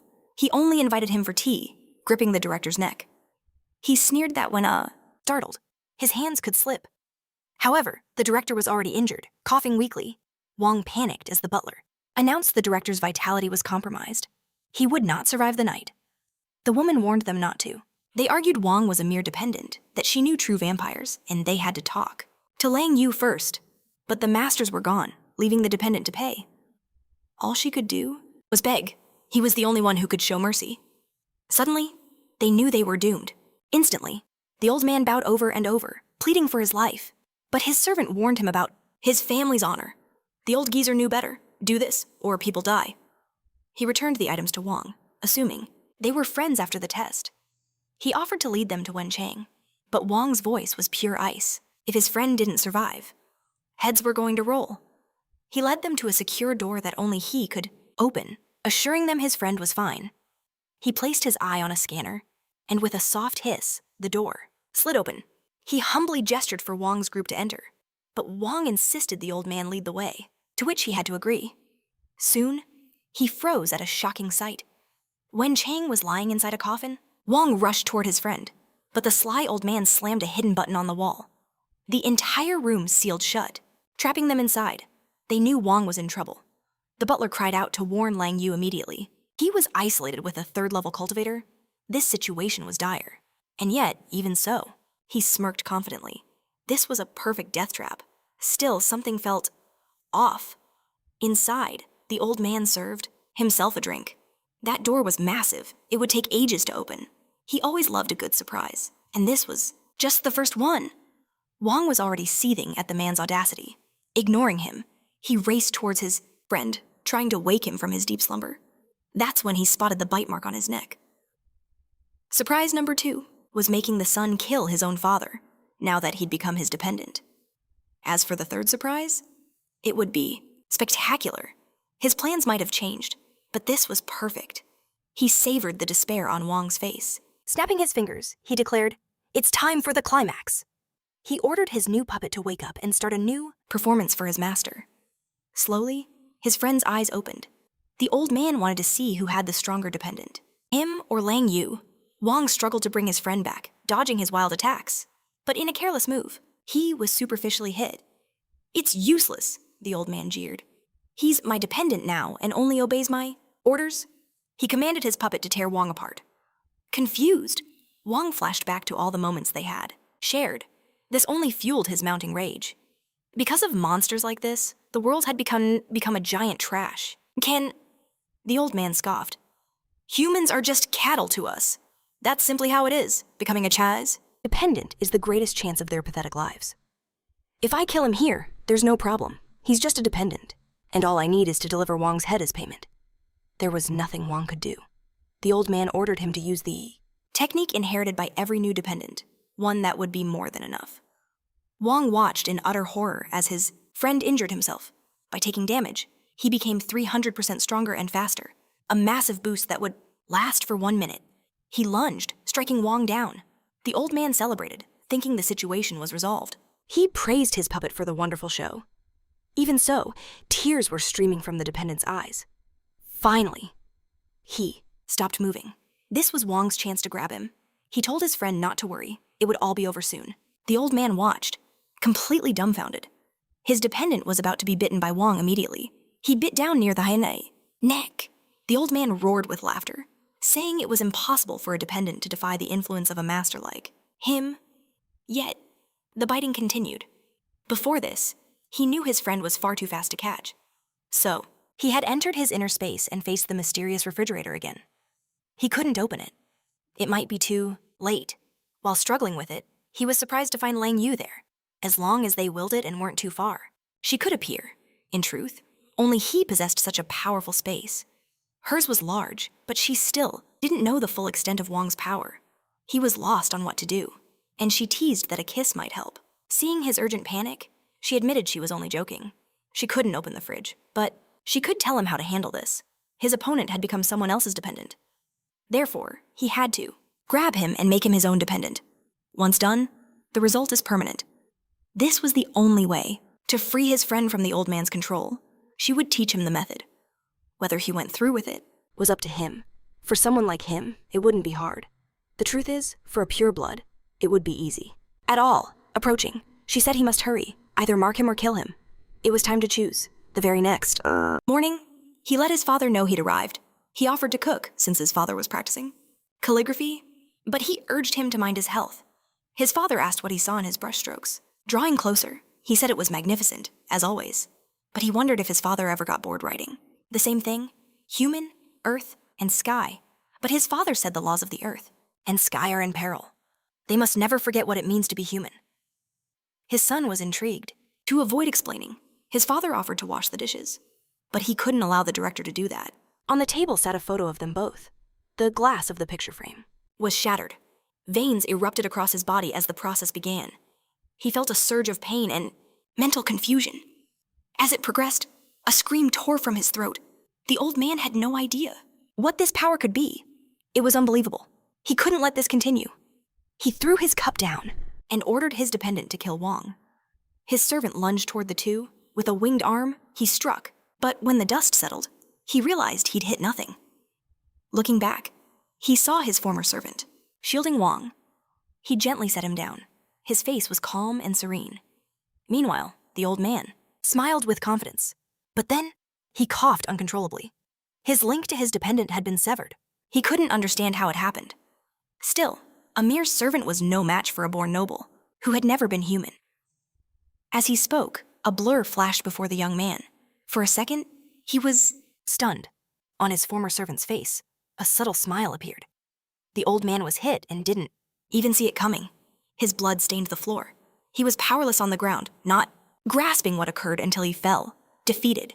When Chang went to help his new master, he remembered the portrait with his father and the words, "to be human," watching it all. He knew it was finally over. Seeing his friend get too close, he wanted to ask what he was doing. He could only observe his friend's new power. He was so strong now. With unbelievable speed, he had dealt with the old man. If this was Lang Yu's power, she was truly a frightening woman. But then, his friend looked at his own bloody hand. Again, he began to harm himself. Desperate, he asked what was happening. She called it self-destruction. He had likely lost his will to live. Since he was unconscious, Wong was acting on his wishes. For a moment, he thought about ceasing. To exist, Wong hoped he wouldn't do it. He reached for him within the created space. Holding him, he tried to make him listen. Now, the three of them were in this space. He told Wong again to calm down and just listen. Before he could speak, his friend stepped back, bowing deeply. Before him, once the spiritual link was remade, obedience to his master took over. No matter what he asked, it would be done. That is a dependent's nature. But that's not what he wanted for his friend. He asked if there was another way, for him to return to normal, just like Wong was, even as Lang Yu's dependent. Saying it made him sad, but the girl just gave a wide smile. Wong was still the same. He wanted that for his friend, too. Seeing this made her happy. A more human master made her heart pound. Only through a marking could he gain self-control. But he had no idea what a marking was. Hearing her explanation, he was stunned by the possibility. She told him not to refuse, saying it would be a beautiful sight. Trying to escape, he placed his hand on the refrigerator door. To his surprise, it opened at his touch. Inside, there was only a single small ice cube. After all, what else do you find in a fridge? So he decided to look closer. The ice cube began to glow brightly. Then, beams of light shot from it to the forehead of his dependent. At last, the marking on him was complete. He asked if his friend was okay, but also wondered what that pattern on his forehead was. Seeing it made Lang Yu furious. Before she could answer, she was gone. Slowly. When Chang began to regain consciousness, he touched his face, moved by all that had just happened. Still, he can't help but worry about his father, trying to reassure him. Wong learns that, with the director gone, the young man collapses into his father's arms, his apology a broken whisper. He clutched onto nothing but a memory, a chilling grief filling the room. So much had changed. The director was dead. His friend was now his dependent, and he was no longer human. The butler announced the director's body was collected, heading for the cemetery. By law, creatures like him couldn't be buried there, but his link to Lang Yu granted an exception. With a thoughtful look, he confronted the butler. This was no accident. It was a trap he'd sensed from the very beginning, which is why he waited outside. The butler, however, claimed a misunderstanding, questioning why Wong left so quickly. Just then, a sharp pain flared in his chest. Impossible. It was the arrow of punishment, a weapon developed by Lang Yu herself. He couldn't believe it was aimed at him. He may not be her dependent, but his loyalty had been absolute. Could this truly be over such a minor issue? Was she siding with someone so weak, but her message was clear? This was merely a small warning. No one dares to displease her master. At the cemetery, Chang turned to face his friend. Wong looked at him, then at the urn. Cradled in his hands, Chang couldn't bear to leave his father in a place filled with monsters. He was bringing him home. It was, without a doubt, the better choice. They soon arrived at the house that once belonged to the director. The door creaked open to a silent greeting. W. Chang told his friend to get comfortable.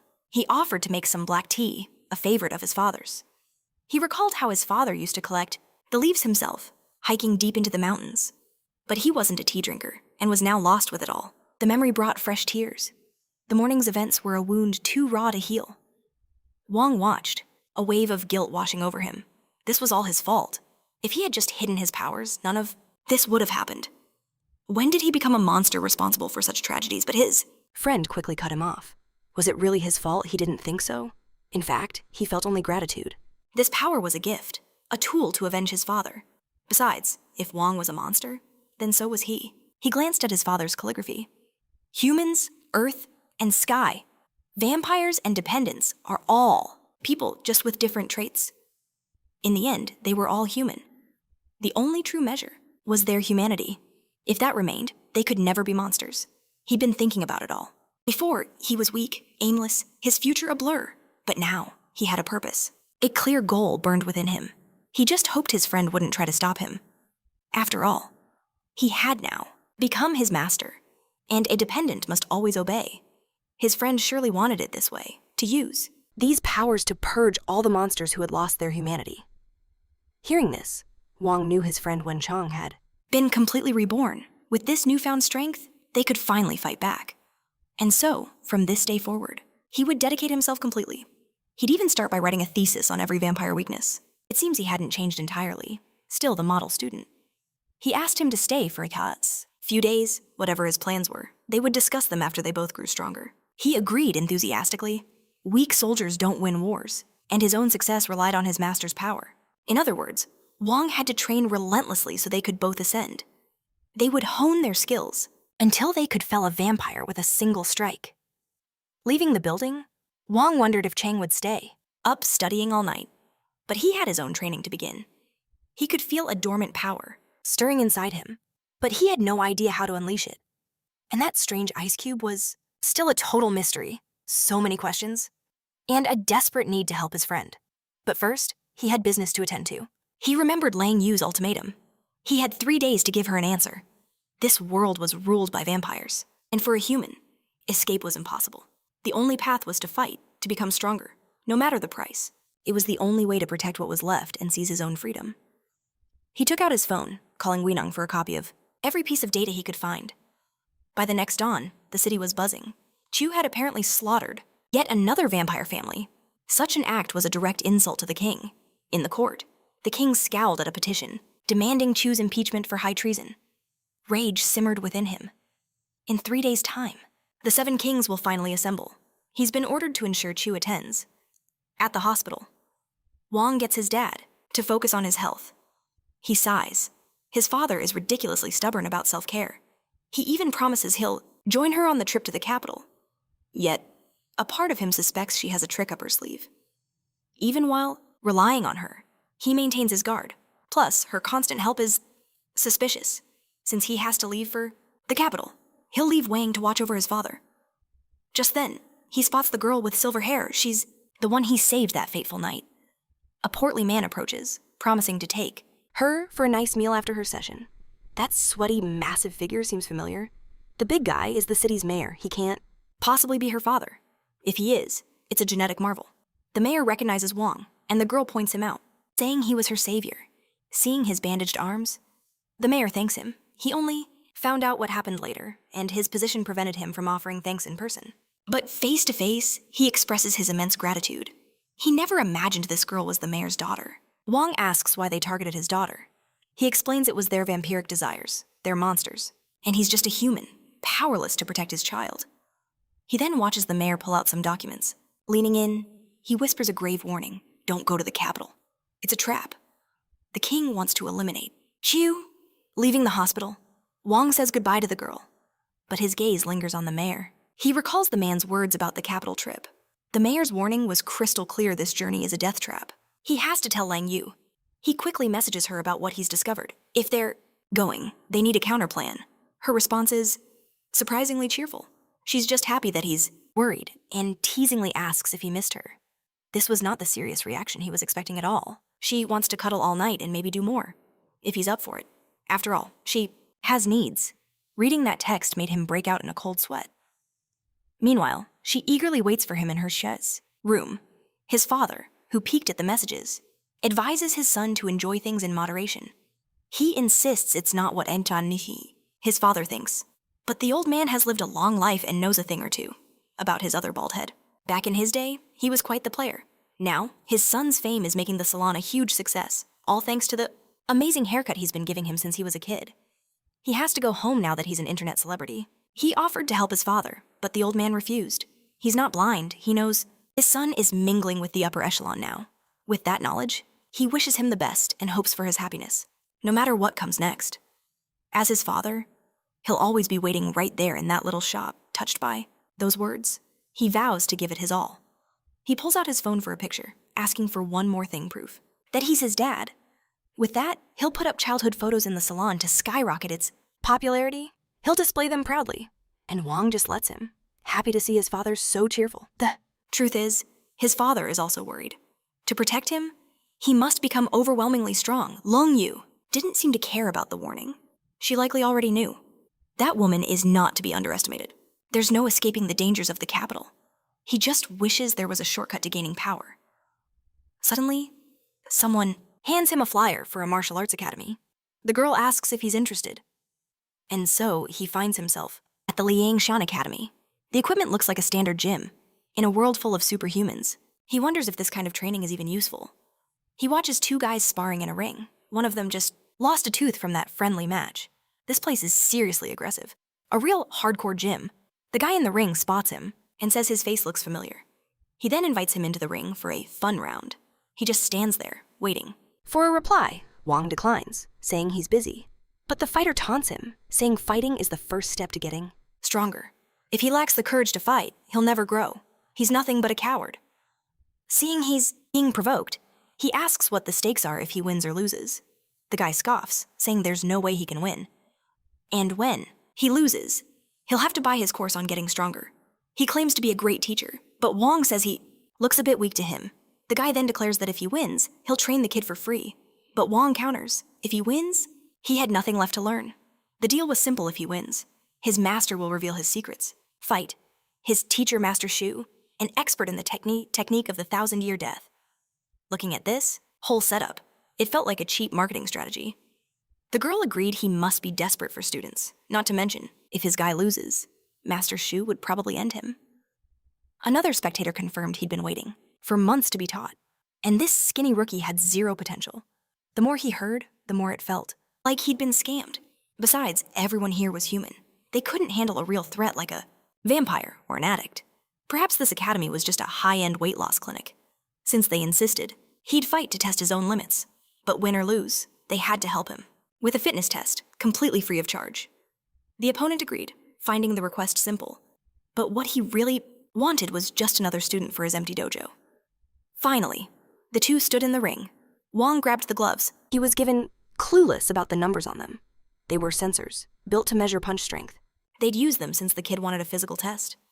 The protective gear was surprisingly good. Even the ring's ropes were made of solid steel. This academy catered to superhumans, those stronger than Chin and an average person, which explained the durable equipment. The girl told them to get ready. Outside, the crowd began to cheer. Wong became completely focused. He evaded the first punch, but his opponent planted his foot, launching into the air for another attack. He landed a hit that Wang easily defended. A punch of 290 is enough to shatter a wooden plank. He kept attacking, the force of his punches rising. Outside, their master observed the match and told his student to use the secret technique. Master Shu's appearance sent the crowd into a frenzy. His student worried the rookie would have no way to defend himself, but Shu said he lacked observation, which is why he hadn't improved. The student realized that, until now, he hadn't truly seen. Meanwhile, Wong held on. Despite the powerful blows, the rookie showed no signs of tiring. His opponent charged energy into one hand, ready for his special move. The power of his punch soared to 388. Even so, Wang was eager to see its strength, hoping to block this one too. The impact's force shattered the floor of the ring. He had missed. Wong dodged again. Irritated, he ordered the rookie to stop dodging. Wong didn't want to, but he couldn't control his powers yet. So all he could do was dodge. From the sidelines, the master told him to imagine a milk carton with a straw in it. He should absorb everything into his stomach, then channel it to his limbs. The analogy was terrible, and he got distracted, just thinking about it, but the master yelled at him to focus and just do it. He decided to give the odd tip a shot, but his mind pictured a refrigerator. If it was a similar concept, he'd need to make a hole. The straw was too soft. It had to be an electric drill. He pushed the tool against the door until he finally made a small opening. Now, a tiny bit of energy was leaking out. It was very little, but this time he felt he could control it. He directed the energy and absorbed it, wondering if this was the right feeling. For the first time, he felt a true transfer of power. The crowd couldn't believe the newcomer was so gifted. Even his opponent was stunned, wondering if he should continue. The master yelled for him to attack now with his full strength. His pupil obeyed and charged forward. He struck the newcomer, but his blow was easily blocked. With no tricks involved, now it was Wang's turn to strike. The master guided him, telling him to adjust his stance, lower his left hand, and attack. Following the instructions, he executed the move. His opponent was terrified of what was coming, the power in his hands. It made no sense. The spectators were completely stunned. The glove, the sensor showed his strike had 688 strength. They shouted with excitement. It was incredible. The newcomer threw that powerful punch like it was nothing. He then turned to the master and asked if he was Shu, the famous one they mentioned. Inside the academy, he spoke more with Master Shu. He thanked him for the strange advice and asked to be his student. Shu's current pupil called him impressive. Shu agreed the boy was talented, unlike his own arrogant student. He saw that Wang had innate abilities he couldn't access, and without guidance, he could only use brute force. Wang agreed with this assessment, and the other student praised his master, saying that his classes were pricey and he should get a bonus for finding a student. But Shu said he was already too old and didn't want any more disciples, which made his student question when he'd made that decision. However, given his potential, he'd take him on. The disciple celebrates, ready to cash in his commission. The master declares Wang his final student. He vows to spare no effort, hoping Wang becomes a pillar of humanity. The young man accepts the challenge. The secretary congratulates them, rushing him to fill out the form.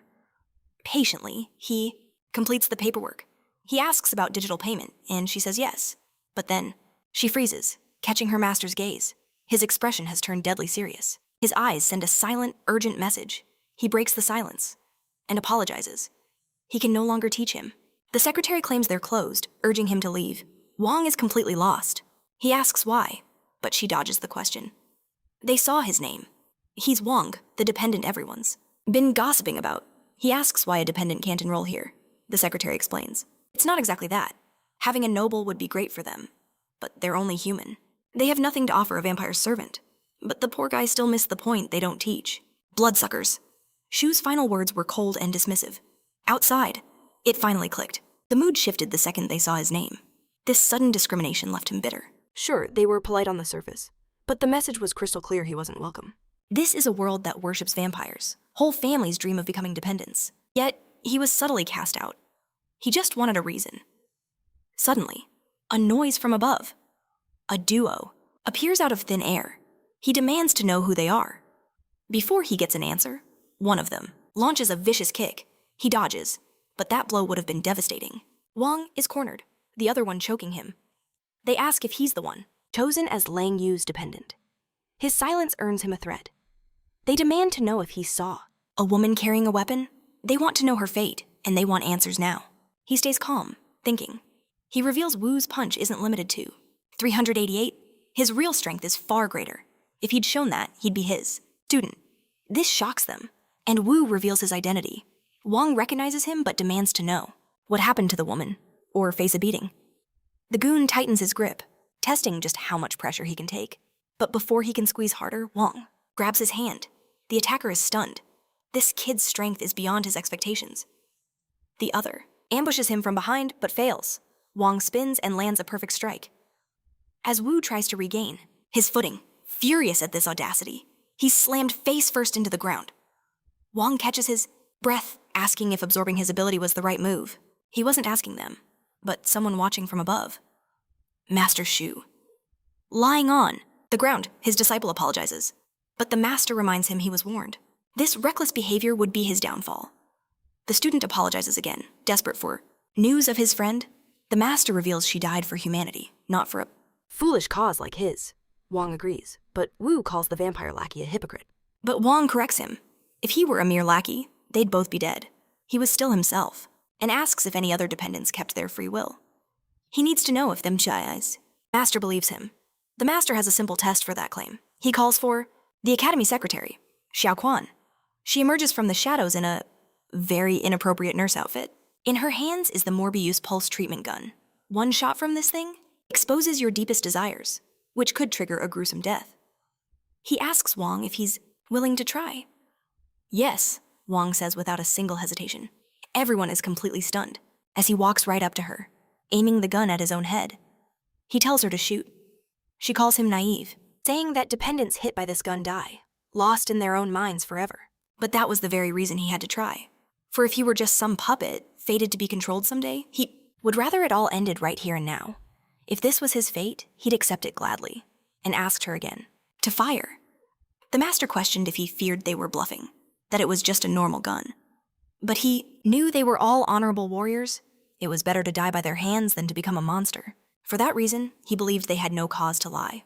Once more, he told her to shoot. The nurse warned that her patience was wearing thin. Then, a blinding red flash erupted. His head snapped back from the impact. Wong's body crumpled to the ground, lying motionless as the sound echoed. The humans watched him fall. The master ordered the others back, warning he could transform and go berserk. The nurse retreated, fully aware of the danger, as the other two readied themselves for a fight. They all watched, him intently. He remained perfectly still. The master realized he'd used himself as a conduit for that pulse. It had severed the connection between the dependent's blood and the vampires. For now, it was safe. It was time for him to reveal who he really was. He stood up, wreathed in a sinister red aura. For them, it confirmed it. Wong was truly a vampire who had just lost his sanity. Wu warned them not to get close until he self-destructed. But something was wrong. He was walking toward them. By all accounts, he should be completely feral by now. Terrified, the nurse ordered the creature to stay away. However, he casually plucked the gun from her hands. He inspected it, intrigued. "Is this your most advanced weapon?" he asked. It was surprisingly effective. He'd lost his senses for a few moments, and now he was curious about this technology. It felt strangely similar to Master Shu's power, still serious. The boy asked if Wong was okay. Wong insisted he was human, but the boy refuted it. He argued that losing control made him a hybrid, or a new species entirely. Convinced he had proven his case, Wong asked if they were finally ready to listen. But right on cue, his phone began to ring. The nurse suspected a device was blocking the gun's signal, which had nullified its special effect. She was ordered to search him for it, approaching with her hands out, much to Wong's visible displeasure. He slapped her hands away, declaring he had nothing on him. From above, Shu observed the chaos, lost in thought. It was Chang on the line, announcing he'd finally found something he'd discovered, online about how to kill all vampires. He then asked his master to test it on him, leaving the humans speechless. For Wong, this was the ultimate proof of his humanity. No vampire would research their own extinction. Plus, Ven Chang needed to access the dependent space. The humans had no idea how to process the situation. The young man asked if the person on the call was truly his dependent.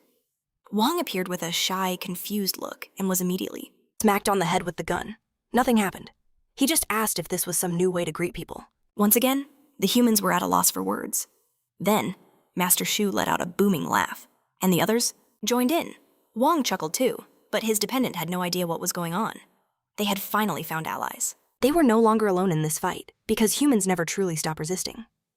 For the last few hundred years, Humans have always fought back. Vampires only pretend to care, while controlling every facet of society. Through the internet, education, and even culture, people are conditioned from childhood to praise vampires. Humanity is in this state due to its own greed. It's a difficult fight, but they believe victory is possible. Wong was impressed by their conviction. The master was willing to train him. However, due to his nature, he couldn't Fully trust him yet and asked if that was a problem. Wong accepted the terms. When Chang showed him the online guide on destroying vampires. Shu confirmed all of it was true. Only counts and their superiors have a core of energy. inherited from their bloodline. Killing a normal vampire is done the old-fashioned way, as if they were human. But the strongest will only perish if their center of power is destroyed. Fortunately, there are very few counts, or superiors, as humans have no real chance against them. Their goal is to kill Wong's father-in-law. Knowing Wong's headed to the capital, they ask him to deliver something to a friend. But he must not open the box or even try to probe its contents. He agreed. Without wasting another moment, Master Shu began his training. This made Wong ecstatic, and Wong eagerly asked if he could learn, too. Not seeing why not, both were overjoyed. 3 days later, a door was kicked open. The ordeal was over, and they were just happy to have survived it. It was incredible. Feeling the sun's warmth on their skin, Master Shu's disciples finally began to understand. They now knew what it meant to follow this master. He had taken them as far as he could and urged them to keep training. He even admitted they were incredibly resilient, having pushed them without realizing their limits. They were a new breed, vampire strength, yet they held on to their humanity. It was possible they were humanity's final hope. Soon, it was time to depart for the capital. Lang Yu tried getting him to look at a photo, but he completely refused. She argued they hardly ever get to travel, but Wong insisted the place was dangerous. She retorted that her father promised it would be a simple trip. This felt all wrong. He was only focused on his own survival and delivering the package. But Liu refused to be ignored. Filled with a sudden neediness, she embraced him tightly. She asked if he knew why they were driving instead of flying. The answer to have much more. Time alone in the spacious car. Leaning in with a mischievous smile, she wondered if he wanted to find out just how good the car's shock absorbers were. The moment her hand landed on his thigh, he activated his innocence protection mode at full power, screaming like a fool for her to back off. Then, something shifted. He's stunned by what just happened. Li Yu is now a tiny child with teary eyes.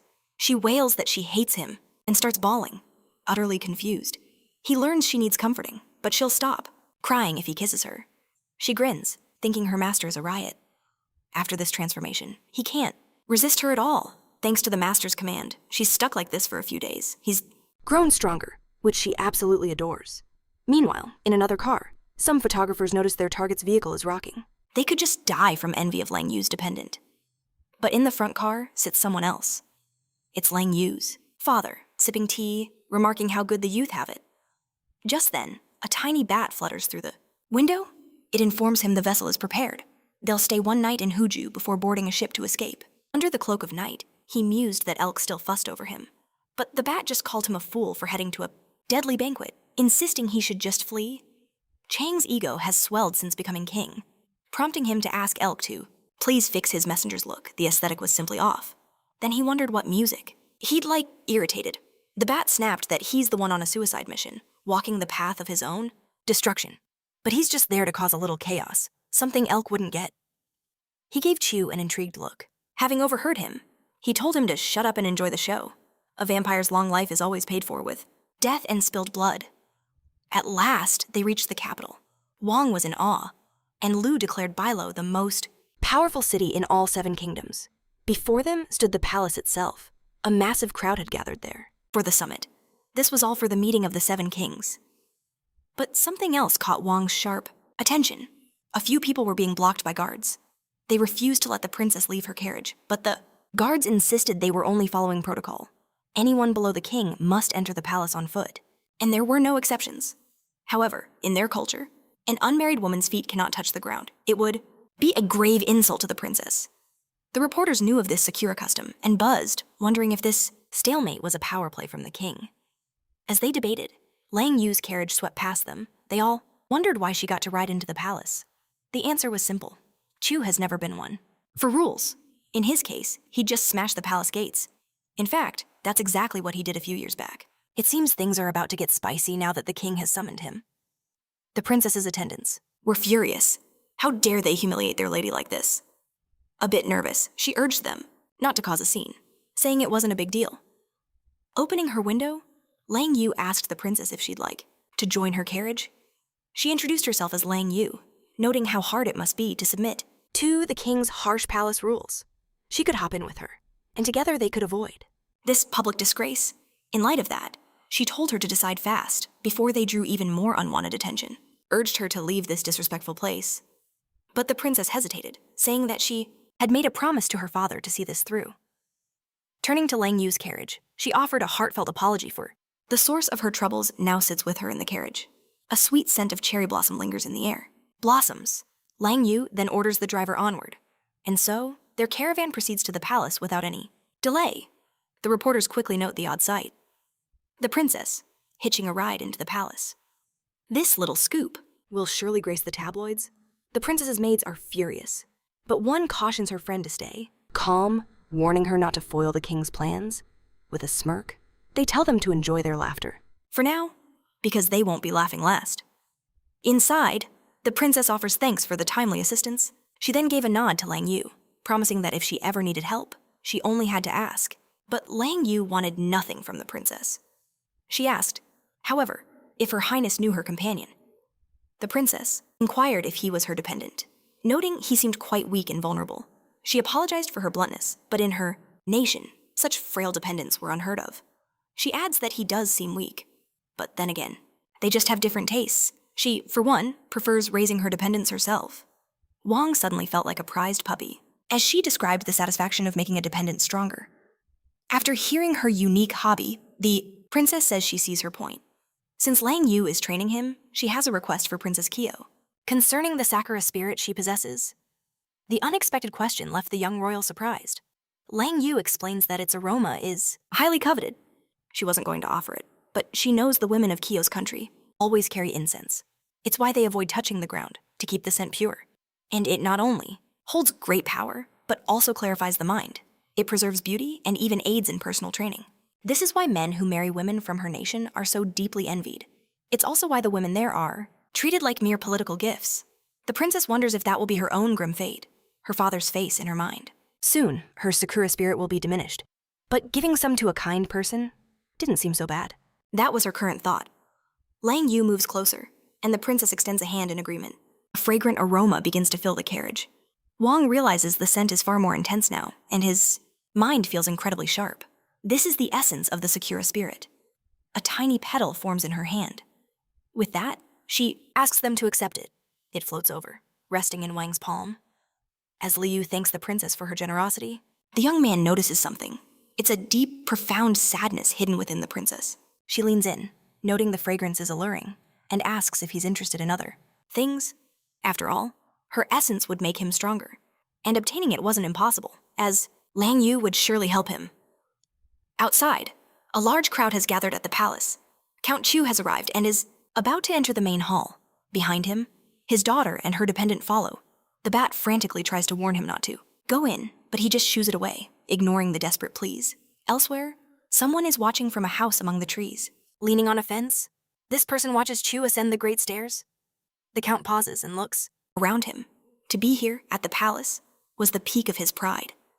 The majesty of the king is truly praised by all. And yet, something bothers him.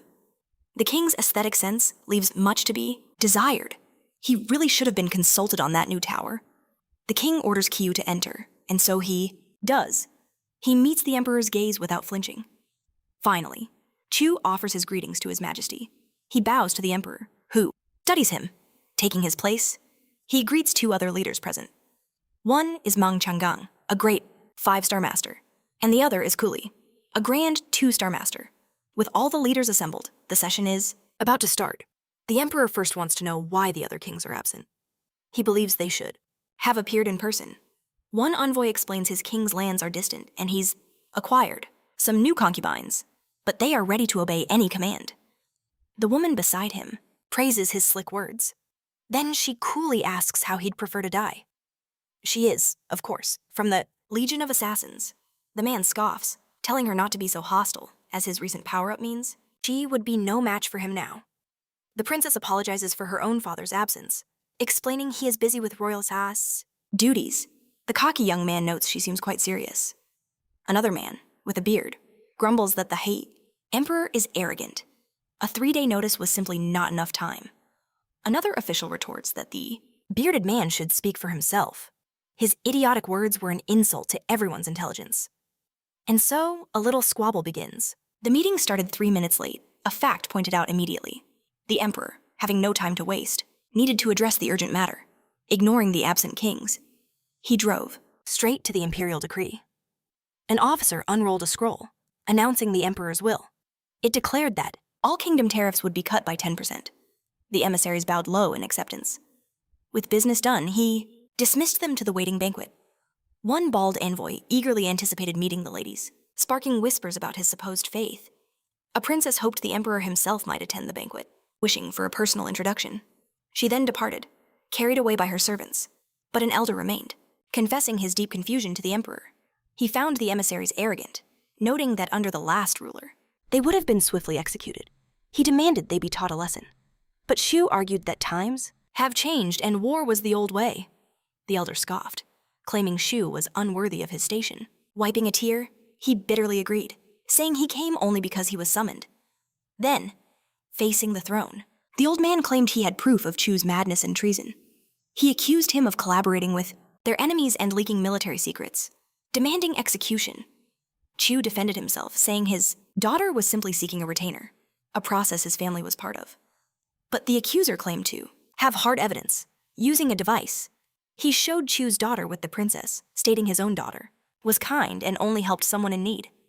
The elder insisted this was no mere coincidence. With the Injishi device, he revealed a hidden hall in the basement of Chu's mansion, filled with strange masks and a secret passage, which led to an emblem of the Sakura kingdom. Gasps filled the hall. Why was that symbol there? It was conspired that Lang Yu's mother was from that kingdom, a fact used to hide his betrayal. The old man insisted on calling Lang Yu for a blood test to confirm everything. Each noble bloodline belongs to an elder lineage. Containing a unique ability, their kingdom's power was spatial, which would make a detector glow red and yellow. Any other result would confirm their darkest fears. Chu heard this, and his face turned to stone. The emperor authorized it. Lang Yu was brought forth. She entered, trailed by her dependent, greeting him. She commented that the emperor looked to be in excellent shape. Wong looked closer, noting how strangely youthful he appeared. The emperor then asked for a drop of her blood. The request left her stunned. But whatever the result, it was the only path to clear her father's name. The elder pointed, demanding she provide a drop of blood, so they could begin the test. He then launched a sudden, probing attack in her direction, but it was blocked instantly by Chu. Seeing this, the old man sneered. Finally, you show your true colors?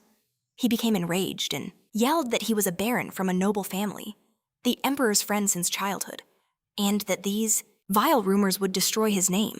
The accuser was willing to retract, but only if he could prove he was innocent.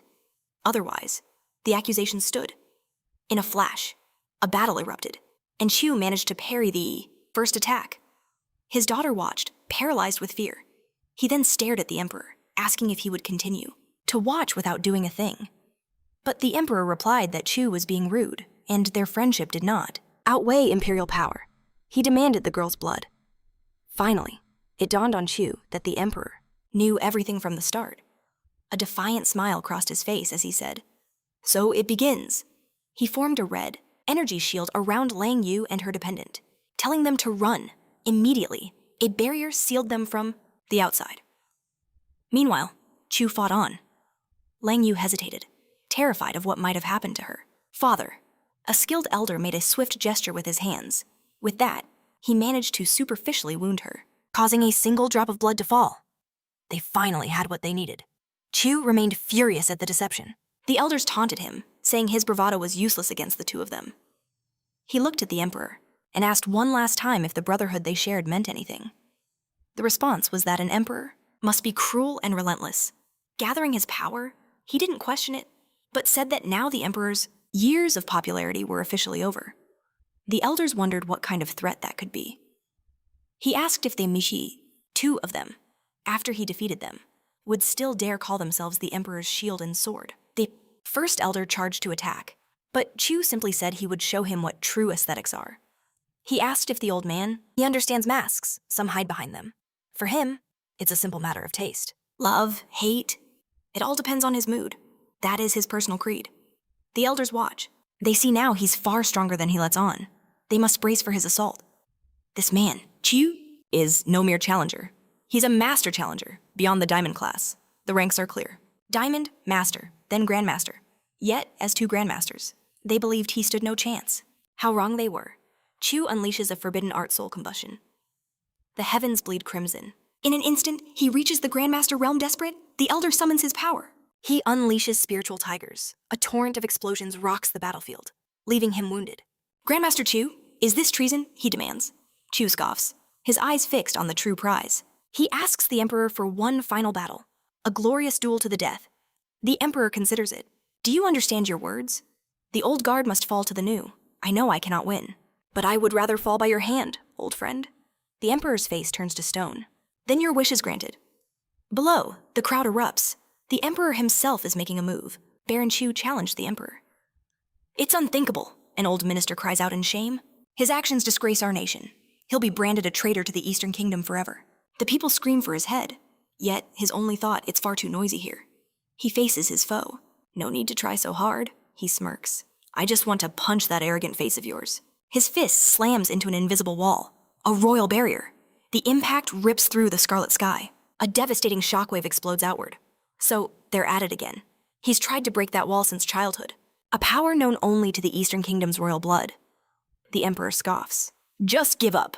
"I descend from the 7 founders. 10 layers of divine protection shield him. The blows are futile. Useless." Chu grins, clenching his fists. "Powerful arts consume vast energy, and I can burn through it all." "Don't be so arrogant." With that roar, his fist smashes through, connecting with the emperor's face. The crowd is stunned silent. The emperor's perfect face is now horribly bruised. "You have crossed the line." Now things get complicated. Can they get any worse? Chu grins. "I quite like this new aesthetic." But before he could gloat, the emperor severed his arm, a technique that slices through space itself. Using miniature portals, this is the end for Chu. Another portal opens, and a flurry of strikes land. Blood rains down from the heavens.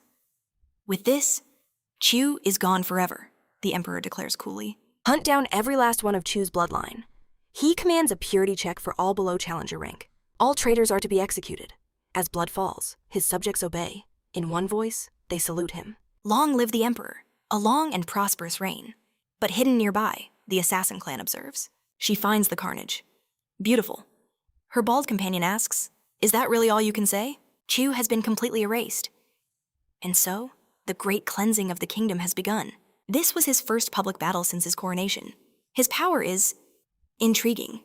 Still, they agree. This kingdom has grown weak. Both sides are already mobilizing their armies for what comes next.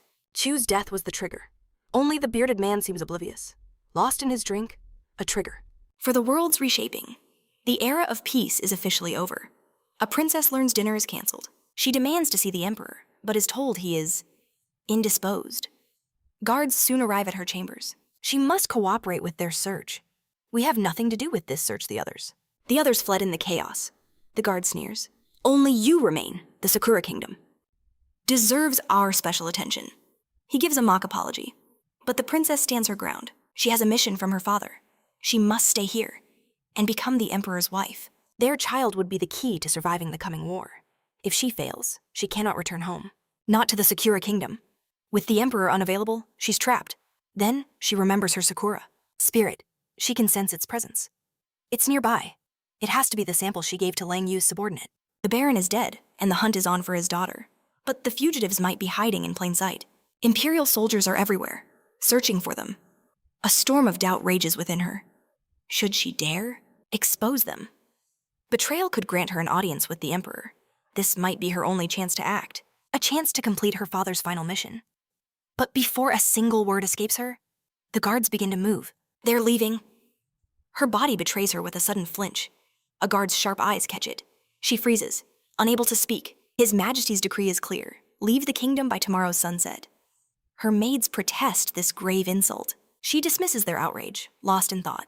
She requests a bath, preparing her mind for the day ahead. Once there, she demands to be alone. Her strange behavior raises her maid's suspicions. Slowly, she disrobes, letting her silks fall. As she enters the water, the fragrance she noticed grows stronger. She follows the alluring scent to its source. A single, shimmering shell rests on the bath floor. Cautiously, she approaches. Suddenly, crimson tendrils erupt and ensnare her. She's trapped. It's Lang Yu's hair, the princess expected guards, not this bewitching woman. Her eyes dart to the side, and another figure comes into view. The princess sees that. Wong is there as well, Lang Yu smirks. Did the fragrance guide you? The princess asks if they aren't afraid. Afraid of her betrayal, Lang Yu just laughs. She claims the princess is far too kind to turn on her saviors. Besides, with them so close, she's now the perfect hostage. The chilling words send a shiver down her spine. Her mind races with terrifying possibilities. All she wants is to make a deal. Her aid for their safe escape. Nothing more than that. But Lang Yu's lips curve into a wicked grin. My companion is a strong young man, who's never known a woman's touch. If he happens to desire you, well, what's a master to do? Her mind paints a vulgar picture of them together, of him taking her purity. This horrifying scenario completely shatters her composure. Tears of humiliation stream down her face as she screams, "You two are the villains!" But Lang Yu is a true degenerate. "Keep crying," she purrs. "Your tears are only making me more excited." Meanwhile, Wong's mind is reeling. Is this really an escape? Everything is happening too fast for him to process. Every ally of Baron Chu is now a target. His thoughts drift to his father and his friend. Will they be all right? Will they be okay through all of this? Lang Yu reassures him that the true hunt is for direct blood relatives. Associates won't be immediate targets. He finds some comfort in that. He believes Master Shu can protect his father, and Chang can certainly take care of himself. He just prays everyone will be safe. But right now, the person in the greatest danger is him. They have to escape. As his mind churns, he notices the princess is still sobbing. He asks Lang Yu why she isn't mourning what happened to her own father. Her reply is chillingly calm. She says she knew it was coming all along. With her family gone, he's the only one who shares her blood. This fact makes her realize their deep connection. Her tone changes as she suggests they get much, much closer. By sharing the princess for their own pleasure. The depraved offer leaves Wong utterly petrified. Elsewhere, the caravan departs. The princess's caravan leaves the palace. People murmur, why would the emperor let her go free? She should be in a cell. After all, rumors are spreading like wildfire. The traitor Chu had close ties with the Sakura kingdom's royalty. Before they can clear the palace gates, a guard's voice halts them. Her maids complain about the constant harassment. Another routine inspection note. This, the guard announces, is a personal gift from His Majesty the Emperor, a token of his generosity. The gift must be received by the princess herself. Inside the carriage, she hesitates. She pauses, weighing her options. Then, slowly, she draws back the delicate veil that covers her face. Taking the gift, she thanks His Majesty for his consideration. And with that, they are allowed to proceed. On her lap sits a tiny Lang Yu, disguised as a doll. The guards watch their departure with hawk-like eyes. The princess places the box directly in front of her. At last, they are beyond the palace walls. A wave of relief washes over them. That was a close call. Wong, disguised as a servant, feels his heart steady. They were lucky the inspection wasn't more thorough. But Lang Yu reveals the cold truth. The gift wasn't a gift. It's a detector. Since they possess her blood, Wong realizes a sample must be hidden inside. If it detects a genetic match nearby, it will undoubtedly be triggered. So why is it still silent? Wong asks. Lang Yu simply smiles. The answer to his question? The secret within?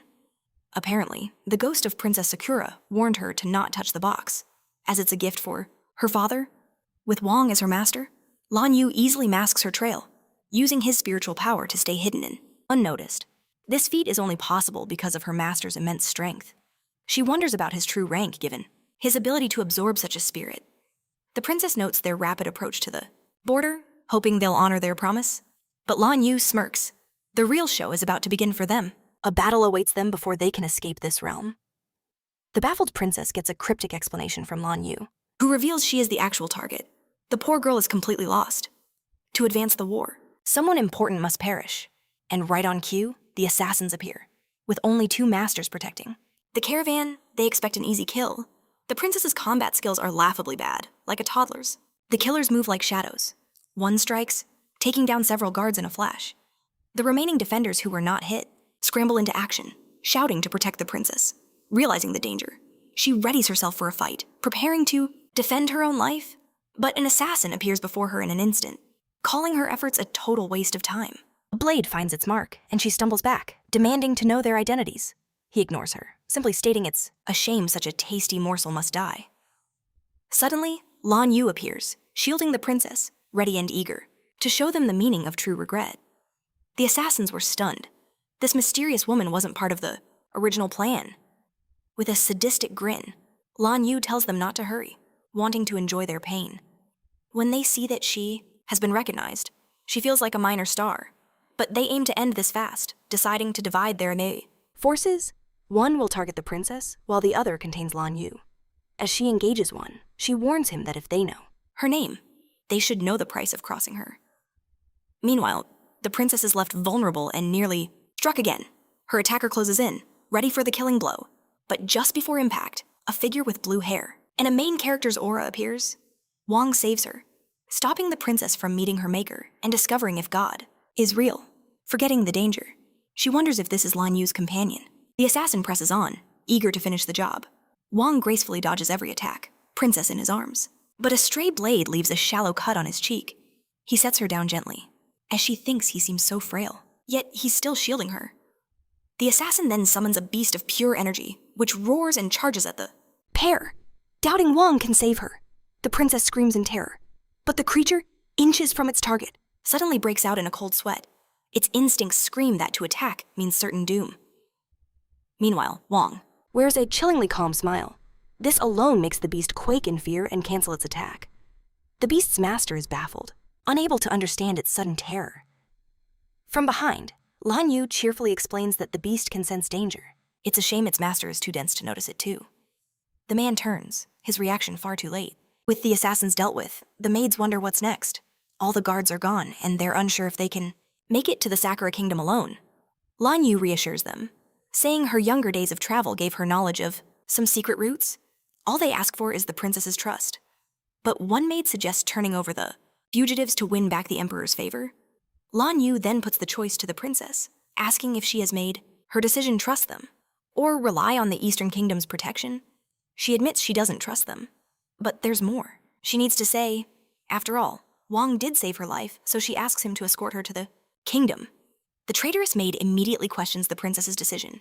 This gives Lan Yu an opening, and she states that an escort mission like this will be difficult, and they certainly don't work for free. The maids become outraged, arguing that it's their fault the princess became a target in the first place, and that they should help for free.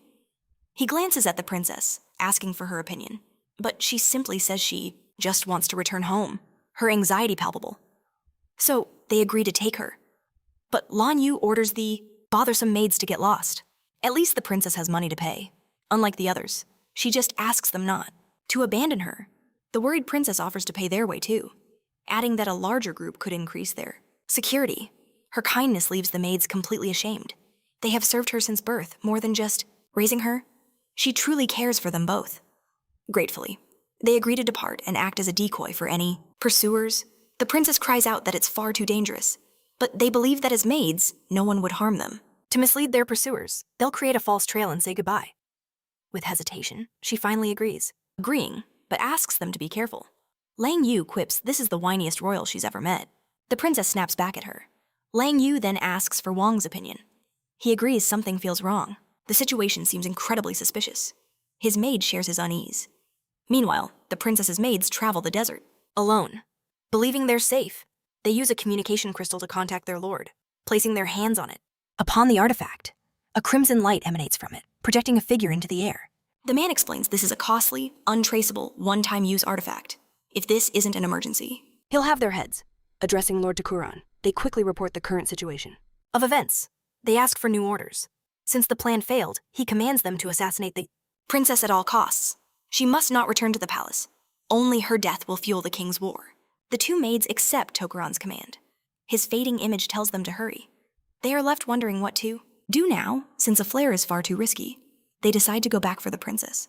And if she's still alive, they'll finish the job themselves. One pulls out a signal device, but it's instantly sliced apart. Lang Yu appears, asking if they're starting a fireworks show. She jokes she didn't know they were having a romantic tryst. Had she known, she'd have crashed their little party. The princess appears behind her, horrified by what she has heard. Tears of betrayal fall. They grew up together. But their loyalty is only to the king and Lord Takuran. They say it's for the kingdom, and the princess should also accept her duty. Then they sweetly ask if she would please die there. Wong steps forward, declaring the princess has rights. He says this idea of dying for your country is for hopeless people with no future. He suggests they kill themselves, lying the princess would follow. They, of course, call his bluff. He argues her sacrifice gives no guarantee that the secure kingdom will have a prosperous future. A nation's prosperity should not be built on the life of a beautiful woman. If that were the case, this country might as well just explode. Suddenly, vultures circle above, one searching the ground. Its goal is to find the princess.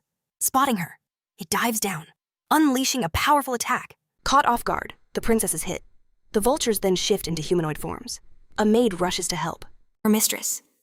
At that moment, arrows rain down from the sky. The impact kicks up a huge dust cloud. From the ground, the two look dead. It seemed too easy, and one assassin doubts if it's really the princess. The other confirms her appearance was identical. They must have been tired, which made their job simple. With bloodied bodies on the ground, the mission was done. All that's left is to get proof of her death. The siege of the Eastern Kingdom is now certain. As they leave, silence returns to the desert. A small shell at a tree's base begins to glow. From it emerge the real princess, Wong and Lang Yu. The world thinks she's dead. Now, infiltrating the Sakura Kingdom will be simple. The Chu mask was her father's treasure. It just melts into the skin, making it undetectable. The princess must now double the payment for using such a rare item. She asks if the princess feels any regret. But they were traitors. There's no reason for her to mourn. Wong tells her to take it easy.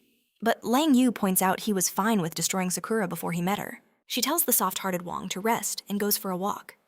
He turns to the princess, telling her to ignore Lang Yu's words, but he struggles to find a way to comfort her himself.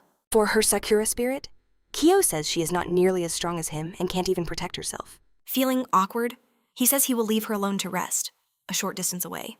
He falls asleep almost instantly. The princess watches her weak-looking companion. Even so, he makes her feel incredibly safe, him somehow. As he sleeps, Wong feels a comforting warmth. It's a pleasant fragrance. He feels calmer, and the place feels cozier. Waking up later, his body cracks and pops as he stretches. This left him confused, as he didn't know why his body made that sound. Plus, he was feeling significantly stronger. On top of that, he was ravenous. Pointing to a huge feast, Lang Yu announces snack time. He calls Kyo to eat, assuming she must be hungry. While Wong eats like a monster, Lang Yu provides even more food. The princess finds Lang Yu's care for his dependent seemed strange. Was this normal in the Eastern Kingdom? He met the princess's gaze, reading her thoughts. It is merely care, he explained, like for a pet. This method builds intimacy and ensures loyalty. He then offered her a little demonstration. Taking her hand, he placed it on Wong's head. Kiyoime stroked his hair, the sensation surprisingly pleasant. It was soft. Wong, however, just wanted his breakfast in peace. Soon, that peace was shattered. News of the princess's incident spread like fire. A declaration of war immediately followed. It was too quick. Clearly, they were just waiting for an excuse. Even if she appeared alive now, stopping the war would be impossible. They could do nothing. She was used as a simple pawn, just an instrument. They asked what she would do now. Kyo wished to speak directly with her father. Lang Yu scoffed at the weak, naive princess. She probably believes in Santa Claus, he muttered. But she was of noble blood. Some potential had to exist. Still, she was the weakest noblewoman Lang Yu had ever encountered. It's always been this way, Kyo admitted. Perhaps why they gave up on me. She wondered if being stronger would have changed her fate. But Lang Yu pushed them to continue on. To Sakura, to have any chance of preventing war, they had to hurry. Wong sensed she was hiding something. A secret she hadn't yet revealed. In Kyoto, an advisor urged haste as armies prepared. But one man Couldn't care less. He hoped to see Sakura's blood spilled on the ground. An aide then asked the king if he was looking at the princess's photos. Indeed. Cute like her mother, a true pity. Crushing the photo, his rage erupted. Neither of them had ever shown a hint of their true power. He only married her for the legendary Kitsune ability, but that power never manifested in them. With her mother's personality, her greatest use was as a tool. With that power, they could rule all, the other kingdoms, but perhaps it was just a legend. Yamata no Orochi and a great Tengu appear. apparently freelancing after their last anime series ended. Now, they work in this story. They were eager to tear up the treaty and start a war. Nothing could stop them now. Lang Yu picked up a shell, urging them to continue. The princess took timid steps, reluctant to proceed. Lu asked what was wrong. She claimed it was nothing. The attack had made her forget a crucial lesson. She was not to let her feet touch the ground. An absurd doctrine, lest no man desire her. The Sakura kingdom had bizarre standards for women. The memory made her seethe with rage. With a defiant stomp, she sent dust flying. Her companions stared, confused by her small protest. Regaining her composure, she said, "Call me Kiyoime." Pointing to a star, she commanded them onward. A vast sea of sand stretched before them. They pressed on through the desolate desert. Looking at Wong, Kyo realized she'd entrusted her spirit to him. Her heart began to race. Lang Yu, sensing her thoughts, asked why she blushed. She insisted it was nothing. Elsewhere, in a barber shop, Wong's father threatened to call the police. The thugs sneered that as the father of Lang Yu's dependent, he was also a traitor. He insisted his son was innocent, merely a dependent. The oddballs, who'd get wrecked at a real school, mocked the photo of the two he had displayed. At the entrance, as they spoke, the shop window shattered. The barber exploded with fury. He screamed for them to get lost. This was the excuse they wanted. The goons moved to destroy his shop.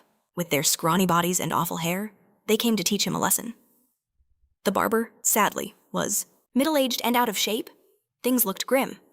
But then, Wong appeared to save the day. No one deserves to be beaten by guys who look like that. As a foe of pointless violence, he told them to stop. They claimed this was vampire business and he should stay out. When called out as human, the wannabes, a masterclass in secondhand embarrassment, said they just enjoyed the vampire aesthetic. Removing his glasses, Wong unleashed a barrage of nerd logic. They understood nothing, but they got the message he had just called them dumb and ugly. Soon they were chased from the shop. With a flurry of punches, they finally realized the nerd was the real monster there. He looked at them. Intently, the oddballs now called him boss, asking why he defended the old man, fearing more beatings. They even begged to become his dependents. But Wang simply told them to leave. Instantly, they vanished from the shop, as if nothing occurred. Dependents crave masters, like vampires crave blood. And if one is strong enough, they can claim their own, but that's a rarity. Back inside, he checked on the old man, stating he was a friend of Wong's. He needed to know if his son was truly in danger. Chang insisted he's strong, but the old man only recalled a timid, fearful child. Leaving the shop, he worried where his son could be. But from a rooftop, they were being watched. Someone was protecting Wong's father, and they sensed it was a high-ranking player. But they were sure that capturing the old man would lead them to Liu's location, as she only has Wong as her sole dependent. Chang spotted them approaching. The ugliest goon sneered, smelling a new dependent. "A recent turn," he taunted. "Eat more or be eaten." The others then charged the old man, being panicked. The one with hideous hair gloated that numbers win battles. But the martial arts club appeared, agreeing with his logic as they arrived in force. They began their glorious, choreographed Super Sentai attacks, with the clowns totally obliterated. The scarred man said the old-timer could no longer stay there and had to move to a safe place. Wong told him not to worry, since these people were good guys. The old man crouched to pick something up, and Wong went to help him. But he'd already packed his belongings, ready to leave, shocking everyone. The old man with his meager savings wanted no part in anyone's war. Liu wondered why Wong was so sad this morning. He just felt emotional, thinking he'd been reborn into a completely insane world. On top of now being a fugitive, he had no idea what would happen next. Then he heard a song. It was Kyo singing. This melody is sung by those who feel homesick. He called her Your Highness, but she asked him to use her first name. Suddenly, Lang Yu appeared, noting the intense romantic tension between them and urging them to give in, since she'd love a show. However, after walking a bit, The Sakura Kingdom came into view, with their current clothes. It would be simple to enter. Wong wanted to rush, but his companion insisted they needed to prepare first. He wondered how they could do that. Almost an hour passed. A vendor announced his paper dolls, offering one. To a man as a portable paper wife, Wong declined. He now wore a mask, and the girls' outfits had completely changed. A takoyaki seller, stunned by their beauty, tried to make a quick buck, and since it looked appetizing, they couldn't resist. Liu offered him a bite of hers. Onlookers could only think he was a lucky guy with two beautiful companions. "So, is this our disguise?" he asked. She said that single women cannot touch the ground unless escorted by their husbands. They needed to blend in, moving with the city's rhythm. That is just outside the capital. She urged them to slow down and take it all in. The Sakura Kingdom was smaller than he'd imagined, the smallest of the 7 kingdoms. He then asked about a specific place. Kyo gazed at it with a haunted look and explained that it was the royal sanctuary. It's the place where royalty honors their ancestors. It is where the dead are mourned in a ceremony lasting several days. And yet, even with the princess's supposed death, the sanctuary was silent. Her death was a pretext for war, but the lack of any mourning in the city told a completely different story. Wong tried to console her, but the princess just told them to keep walking. While there, they heard a commotion. It was a man, furious that he was mourning the princess, but was being kicked out of the sanctuary for it. This was a royal place, and he argued they should invoke her spirit since her body was never found. But the guard just told him to stop causing a disturbance. Kyo overheard the man say she was used as a tool, just like they did with his mother. The old man's things went flying through the air as he was shoved to the ground. The guard warned that if he continued, he would end up dead. He gathered his fallen things, his face filled with indignation. The poor man was just trying to mourn, collecting photos of the princess with his mother. He looked sadly to see they were now dusty. Kyo tried to approach, but Lang Yu stopped her. She recognized the elderly man. It was Grandpa Haneda, but she was warned they had to be cautious and just watch. For now, however, they would follow him. Back in his home, he wept that he had failed Matsuko because something horrible had happened to the princess. In his home, there was an altar for Matsuko for all these years. He could only watch her from afar. The only thing he had left was a small pouch of her hair. Now, that cursed bloodline had finally found its end. Kiyohime. That scent. It's her mother's hair compelled. She steps into the old man's home, much to Wong's total confusion. She nears the old man. Hearing her approach, he calls out until he sees the princess before him. Wong is still clueless why she just waltzed into the house. With glowing eyes, she whispers, "This scent, it's definitely my mother's essence."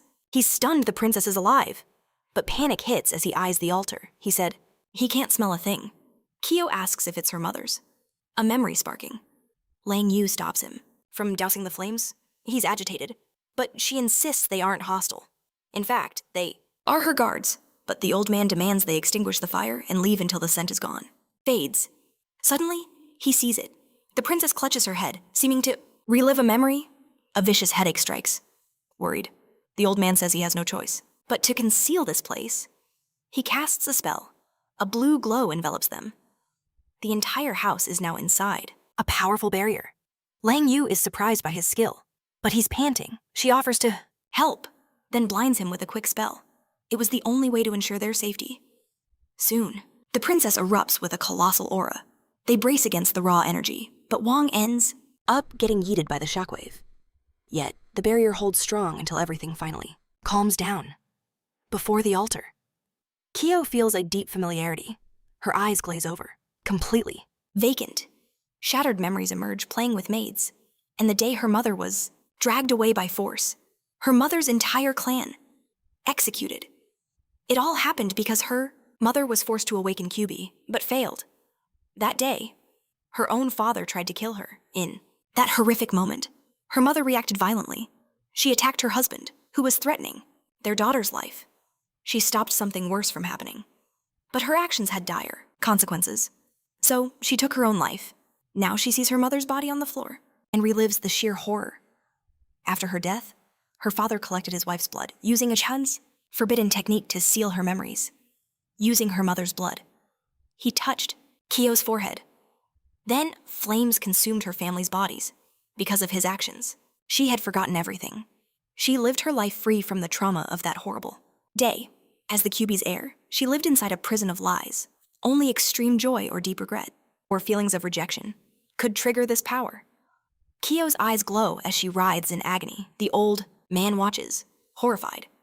Wong stares, confused by what's happening. Her pupils narrow into slits, and she finally awakens the power of the kitsune. A potent fox aura now radiates from her body. The power had awakened, a rare event requiring intense emotion. That is why the king slaughtered the Matsuko clan before her. But he failed. Now, Kyo is enraged. She was weak her whole life. Now she's awakened immense power. She holds the very strength the king coveted. But this is not a blessing. Out of control. She lunges at Wong, but he dodges. Lang Yu also deflects her attack. This awakening requires extreme trauma. She may never regain her sanity. She'll fight until she dies. But Lang Yu shouts that she hasn't fully transformed yet, as she only has 2 tails. They look and confirm it. This is their only chance to suppress her power. She yells at the old man to do something, or they'll all die. But he just asks how she knows so much. Ignoring him, she screams, "Hurry!" and moves to restrain Kyo. She manages to bind her with her hair as Wong also rushes in. He tackles her, holding her in a tight embrace. The old man starts a binding spell, placing his hand on the floor. A magic circle appears. It expands quickly, reaching the rampaging princess. She's trapped in the seal as Wong holds on. Still, she screams like a feral beast. They were so close. She sinks her teeth into him. Wong cries out in pain, but he can't let go. But slowly, something starts to change.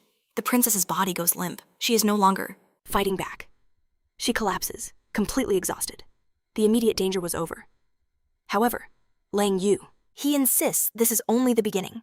Thanks to a magical barrier, the one who cursed the princess is still blissfully unaware. But his little plan has already gone way off script. The old man agrees. Such immense power can't be concealed. So Lang Yu cheerfully says there's no choice but to sacrifice him, much to the old man's shock. Outside, unwelcome eyes are already on the house. Tokuran recognizes it. It's Haneda's home, a man close to the Matsuko. He was just a pawn, spared by the king to have brief contact with the princess, but it seems the old man had a secret or two. Suddenly, a powerful blue aura explodes from his body. The guard always suspected him. He sneers, they aren't worthy of spying on him. Who knew? The seemingly harmless old man was actually a master. He demands to know if this is all about the princess's death, insisting she deserves a proper mourning. As an old man, he has nothing left to lose but the chains of this world. He declares that if they defy him, he will expose every crime the king committed against the Matsuko family. The bald assassin draws his sword, calling the old man pathetic and telling him to shut up. Enraged, the old man attacks, but the assassin's blade is overwhelming, shattering his magic. In an instant, he manages to run the old master through. As Haneda collapses, the man orders his capture. One of his subordinates asks if they should kill him, but is told no. Akeshi is rare, and he can die later. Besides, he might have more information for the Inquisition. As they drag him away, the old man looks back. All this suffering, for a useless, low-ranking girl. Then, they vanish into the night, left behind in the rubble. Lies a tiny shell. Once they're gone, Wong asks if it's safe. Lang Yu confirms Haneda was already under surveillance. His capture means they're in the clear. The royal family is just that arrogant. Meanwhile, Kyo is still out cold. She jolts awake, screaming for her mother, shaking from what felt like a terrible nightmare. She pants heavily, looking around. She tries to figure out where she is, getting to her feet. She opens the door to her room. Outside, it's the palace. This is the very garden that belonged to her mother. Instantly, the memory of her own actions returns. Her mother's last moments, her body lying lifeless on the floor. Kyo screams, clutching her head in agony. Lang Yu calmly approaches and asks if she's in pain. The princess finally sees them. She begs them to leave. This is the palace. And it's too dangerous for them here, to her shock. Lang Yu just calls her cute and tells her to take a closer look. This is Liu's special space. The shell creates a world from the user's subconscious, a place straight from the princess's own dreams. Realization dawns on her, but she asks, where is old Haneda? He was captured to conceal her survival. Seeing the look on her face, Lang Yu warns her not to say she's going to save him because he'll just laugh, heartbroken. She admits she knows she's weak, but still, she has to do something. As tears stream down her face, she doesn't understand why she's alive when she's so useless. She collapses, sobbing uncontrollably. Seeing her like this reminds him of Wang, and the bald man he called father. Wong rushes to the princess to comfort her. She stands and pulls him into a desperate, emotional hug, using all his empathy. He starts crying with her. In this world, weakness is a sin. It's a fundamental law of nature. The world is twisted, but even a child knows the strong must protect the weak. And for that reason, he must grow stronger. Hearing this, something inside her ignites. At that moment, a colossal power, long dormant, awakens within her. This was no illusion. She lets out another piercing scream as the power surges through her. Liu comments, that with a mere 2 tails, she can't save anyone. If she truly wants to do something, she'll have to master that power. But each time she uses it, her life force will be consumed, until she earns her prize, a nice wooden box. Yet she accepts the risks, vowing to live for herself, even if it means sacrificing her life. As the situation escalates, Lang Yu tells Wong to do his thing, and fast. He has no clue what's happening. But Liu says the shell is about to shatter. She yells at him to use his refrigerator. He decides to trust her and recalls shoes lessons. He focuses his mind, controls his body, sharpening his concentration until the refrigerator materializes before him. Its door begins to creak open. This is without a doubt a critical moment. How can he channel this external power he has to proceed with extreme caution? Bit by bit, he starts to absorb the energy. But even a tiny bit slams into his chest like a hammer. The power is so immense he's being blasted away. Wong fights to get closer. That power is absolutely lethal. But then, he opens the fridge, finding something new and far too strong inside. He has no clue how much he must absorb. Liu warns him the princess is fading fast. This makes him frantic. It's all on him now. Kyoime's screams unleash immense energy. Time is scarce. If the 9 tails emerge, she will die. The more of this beastly power he takes, the better her chances. He watches anxiously until Kyoime thanks him, but he wonders if she would die anyway, even with her humanity preserved. Lang Yu doesn't know. He reaches out, ready to drain as much power as is needed. The backlash makes him cough up blood. Inside the refrigerator, the energy intensifies. He slams it shut. A powerful roar echoes from within the house. Kyo crawls, his body now covered in her claw marks. He roars like a wild animal. She glares at Wong with menace. He pushes on, believing he can absorb even more. In his inner world, the fridge is overflowing. He feels the door start to give way. This is bad, so much energy remains. He struggles to hold it open once more. The door begins to creak, slowly closing again. His strength is draining, but his efforts seem useless as the door shuts. Trembling, he begs it to stop, until his pupils change color. Unknown power floods his system. He throws the door wide open. Outside, his body devours the Kyuubi's energy.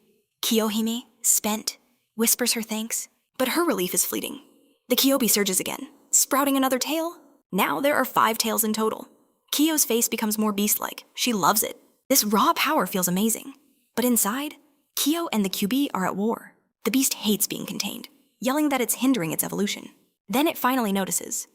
Someone is draining its energy. To stop this, she lunges, aggressively at Wong. Lang Yu intercepts, but the Kyuubi dodges her hair attack, slicing it instead. The beast is furious. It's ready to annihilate Konoha. She flees Lang Yu, whose hair reminds her of Kusha, triggering old trauma. Escaping the redhead, she finally makes a run for Wang. However, our new honorary Uzumaki clan member stops her. The poor fox's plans for Konoha are ruined. But plot twist. This body is just an illusion, a technique she learned from her old master, Madara. Shadow clones charge Wong to stop the absorption. Her hands, at last, manage to touch him. Within reach, she roars, biting a very safe part of the body. The shoulder? His eyes widen. She lets go, but he won't let this slide. So she bites him again, on the other side. Her teeth sink into that other, non-vascularized area. Lang Yu warns she's messing with a much bigger monster. His eyes glow red with malice. The Kyuubi wraps him in her tails. Wong asks how he tastes. As her power is drained, she bites down furiously. So he decides to grant her a small favor. He touches her forehead, his fingertips glowing with crimson energy. The power spreads through the air, interacting with her tails. The Kyuubi's energy is unleashed, now reaching 8 tails total. Lang Yu watches this unfold. The energy is so immense it shatters the house, but the inner crack is sealing. The other Wong praises the artifact. Lang Yu calls it a national treasure from her dad. He also asks about her mask. She's happy he noticed her cool gear. He praises Lang Yu's plan, finding it interesting. She says it was all for him, hoping he recovers. But then she asks if Kyo will become his dependent too. After all, Kyo is just a Wild, stinky fox, with a snap, her tails vanish. The final decision is all his many forms. Returning to her human shape, she smirked, enjoying his emotional chaos. She then declared that Lung Yu had performed admirably. She would now use all her power for her master, driven by a love both deep and Passionate. Overwhelmed. Wang crumpled to the ground. She gently pressed his hand to her face. Elsewhere, in a war room, soldiers confirmed they were tracking Sakura's troops.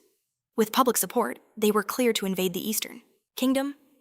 Meanwhile, in Sao, hidden squads were ready to assassinate targets and then frame the Sakura Kingdom for the crime. In Mirai, they knew the time for war was short. Their missiles were ready to erase two armies from both the Eastern Kingdom and Sakura. For the Bald Brotherhood, this brewing war was a golden opportunity. It was a chance for pure chaos. In the Snowy Kingdom, soldiers asked their chief for orders. Their mission was to guard the borders against wartime vultures. They had to remember the nation's motto, an eye for Haoshi's. An eye, a price the Eastern Kingdom's leader would soon pay. No one would sleep tonight. Under the full moon, the emperor was lost in thought in his palace. In the Sakura Kingdom, the bald soldiers were securing Tokuran's mansion. He sat before his men, listening as one confirmed everything was going as planned. Supplies were ready and troops mobilized, until a man burst in, reporting Haneda hadn't confessed anything. This news infuriated the bald commander. He declared he would handle the interrogation himself, and then the bald man warned him to return only with news. The jailer approached the chained old man, though weak. The elder sensed his approach. His captor sneered, asking if he was ready for hell. The old man replied his prostate was the size of an apple. His life was already hell, unamused. The man gouged out his eye to test how tough he really was. He taunted that the coming war was his only luck. But the old man said nothing. He simply stated they were all lackeys for the bald man and the king. Enraged, the jailer moved in for the kill. The blade nearly met his shining bald head, but Lang Yu's hair intercepted the blow. Even with just one eye, he recognized them. It was the couple from his house. He worriedly asked about the princess, Lang Yu said. She had other business to handle, and that they had to move fast. Their mission to cause chaos in the capital of the kingdom until an attack was reported. The bald soldiers assembled, set to capture the invaders. But a wave of blue energy sent them flying. They knew the invaders wanted Haneda. Taking a few steps, he sighed at the destruction. Tokuran had arrived with his elite bald squad. The invaders had used the army's mobilization as a diversion. Leaving the best men away, drawing his sword, he called their efforts useless. The king had been planning this for years. He then unleashed a vicious slash. Entering the building, he saw several bodies strewn across the floor. He quickly realized his prisoner was gone. As he processed this, a loud crash came from outside. He instantly vanished, reappearing high above to get a better view of the situation. A bald vampire was attacking the barrier, shattering it. Shards rained down, observing the scene. He knew his men should no longer be there. Then, another explosion hit. He instantly identified the direction of the sound, but something felt wrong. It was the library. He had to hurry. Inside were strategic documents for the war and the invasion. He had been tricked. He placed himself in front of the building, preparing a supreme technique of bald fencing. A 30-meter area was instantly sealed. They now had nowhere to run. In Lang Yu's hands was one of the stolen plans. The kingdom had already planted spies. Along the border, the secret army and their execution squad were already on the move. Their planning was flawless. But he didn't care, believing none of them would leave this place alive. They provoked him, calling him a traitor to the kingdom who should die for his shame. But their taunts had absolutely no effect on him, and he swore he would spit onto Kuren's corpse. He scoffed, doubting they could even touch him. But Lu just stared at him, radiating the full confidence of a master. Wong's power level was diamond. And while the old man was exhausted and missing an eye, she knew her opponent was also drained. Full of confidence, he asked them to attack, so he could show them the fury of a man who has been bald since puberty, despite his taunts. To the young man's shock, she asks Wong to take her place. She wants him to soften up their target so she can swoop in and finish off that bald man. Besides, he'd absorbed a ton of energy. He desperately needed a worthy opponent. Who could unleash his hidden potential? And this bald guy is the perfect candidate, since Wong has a... This hulking man was getting on his nerves. Without a second thought, he lunged, his sword a blur. The blade whispered past Wong's throat. Its raw power sliced the building behind him in two. A cold chill shot down his spine. His entire body tingled with dread. The might of a challenger-level foe was on a whole different plane. Suddenly, 2 more slashes cut through the air. It was too fast, Master Shu's lessons were useless against this blinding speed. He didn't know what to do, but he learned more than just fighting.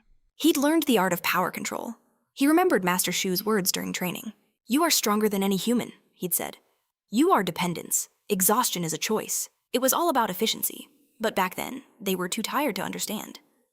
The master explained further. They all had the same fuel inside, but their output was pathetic. The master could unleash his full potential. "How can I do that?" Wong had asked. "Chew with your teeth, feel with your hair, breathe through your pores, sense the energy, command it."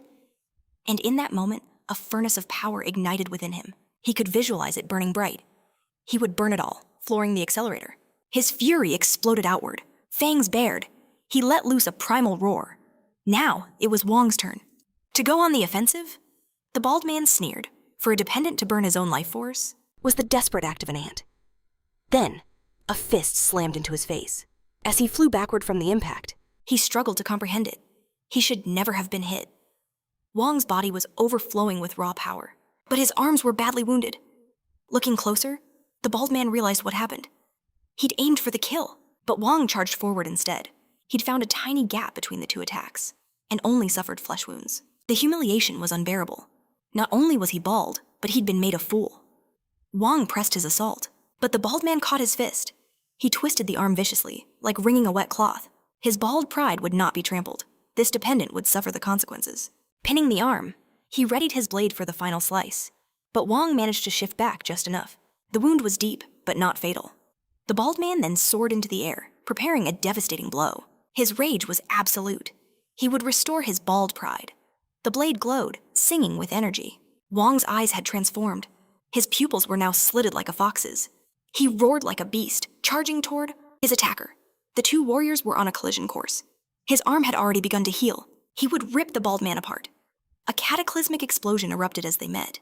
On the ground, the others could only watch. That monstrous clash, the old man panicked. Tokuran is still alive. Lang Yu, however, continued to watch calmly, very closely. When the dust settled, the old man gasped. The bald man's sword had penetrated straight through Wong's body. Lang Yu calmly stated he was only at the diamond level. Tokuran was 2 levels above him. Victory should have been impossible. The old man's face filled with despair. "All hope is lost," he cried. But the girl reassured him. "I'm still here." Besides, Wong was very much alive. Tokuran gripped his sword tightly with both hands, but Wong's hand was pressed against his gut. His other hand grasped the blade itself. "Let go," Tokuran commanded. But he knew the bald man was trapped. He squeezed the sword even tighter, a sly grin on his face. "I'm good at punching. No more knife games for you." Now, it was time for a proper fist fight, and he delivered a crushing blow to a very sensitive part of the bald man's anatomy. The man writhed in pure agony. He shrieked as he felt a delicate structure shatter. The pain was blinding. He cursed Wong in every way possible. Furious, he unleashed a sonic scream that threw Wong back. The young man was finally unconscious. But the bald man's agony lingered. He still hadn't recovered from that low blow. His voice was now permanently 2 octaves higher. The barrier he created was still up. The bald man was determined to end this fight with his very next blow. But Lang Yu's hair shot out like a whip. She saved her master from the unavoidable strike.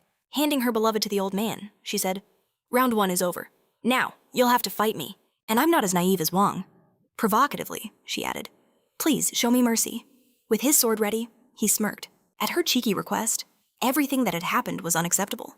His pride was wounded, and he was a laughingstock. He would never let a low-class girl humiliate him.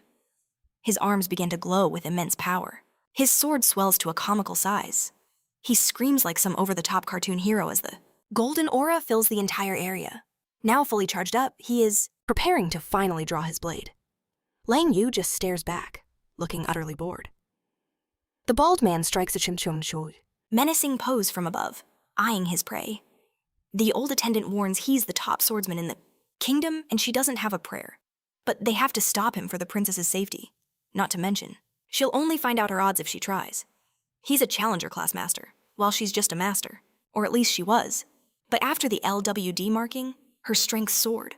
The mark from her master blazes on her forehead whenever he grows stronger too. This brought back memories of Wang and a pang of jealousy. She wonders just how powerful her master truly is.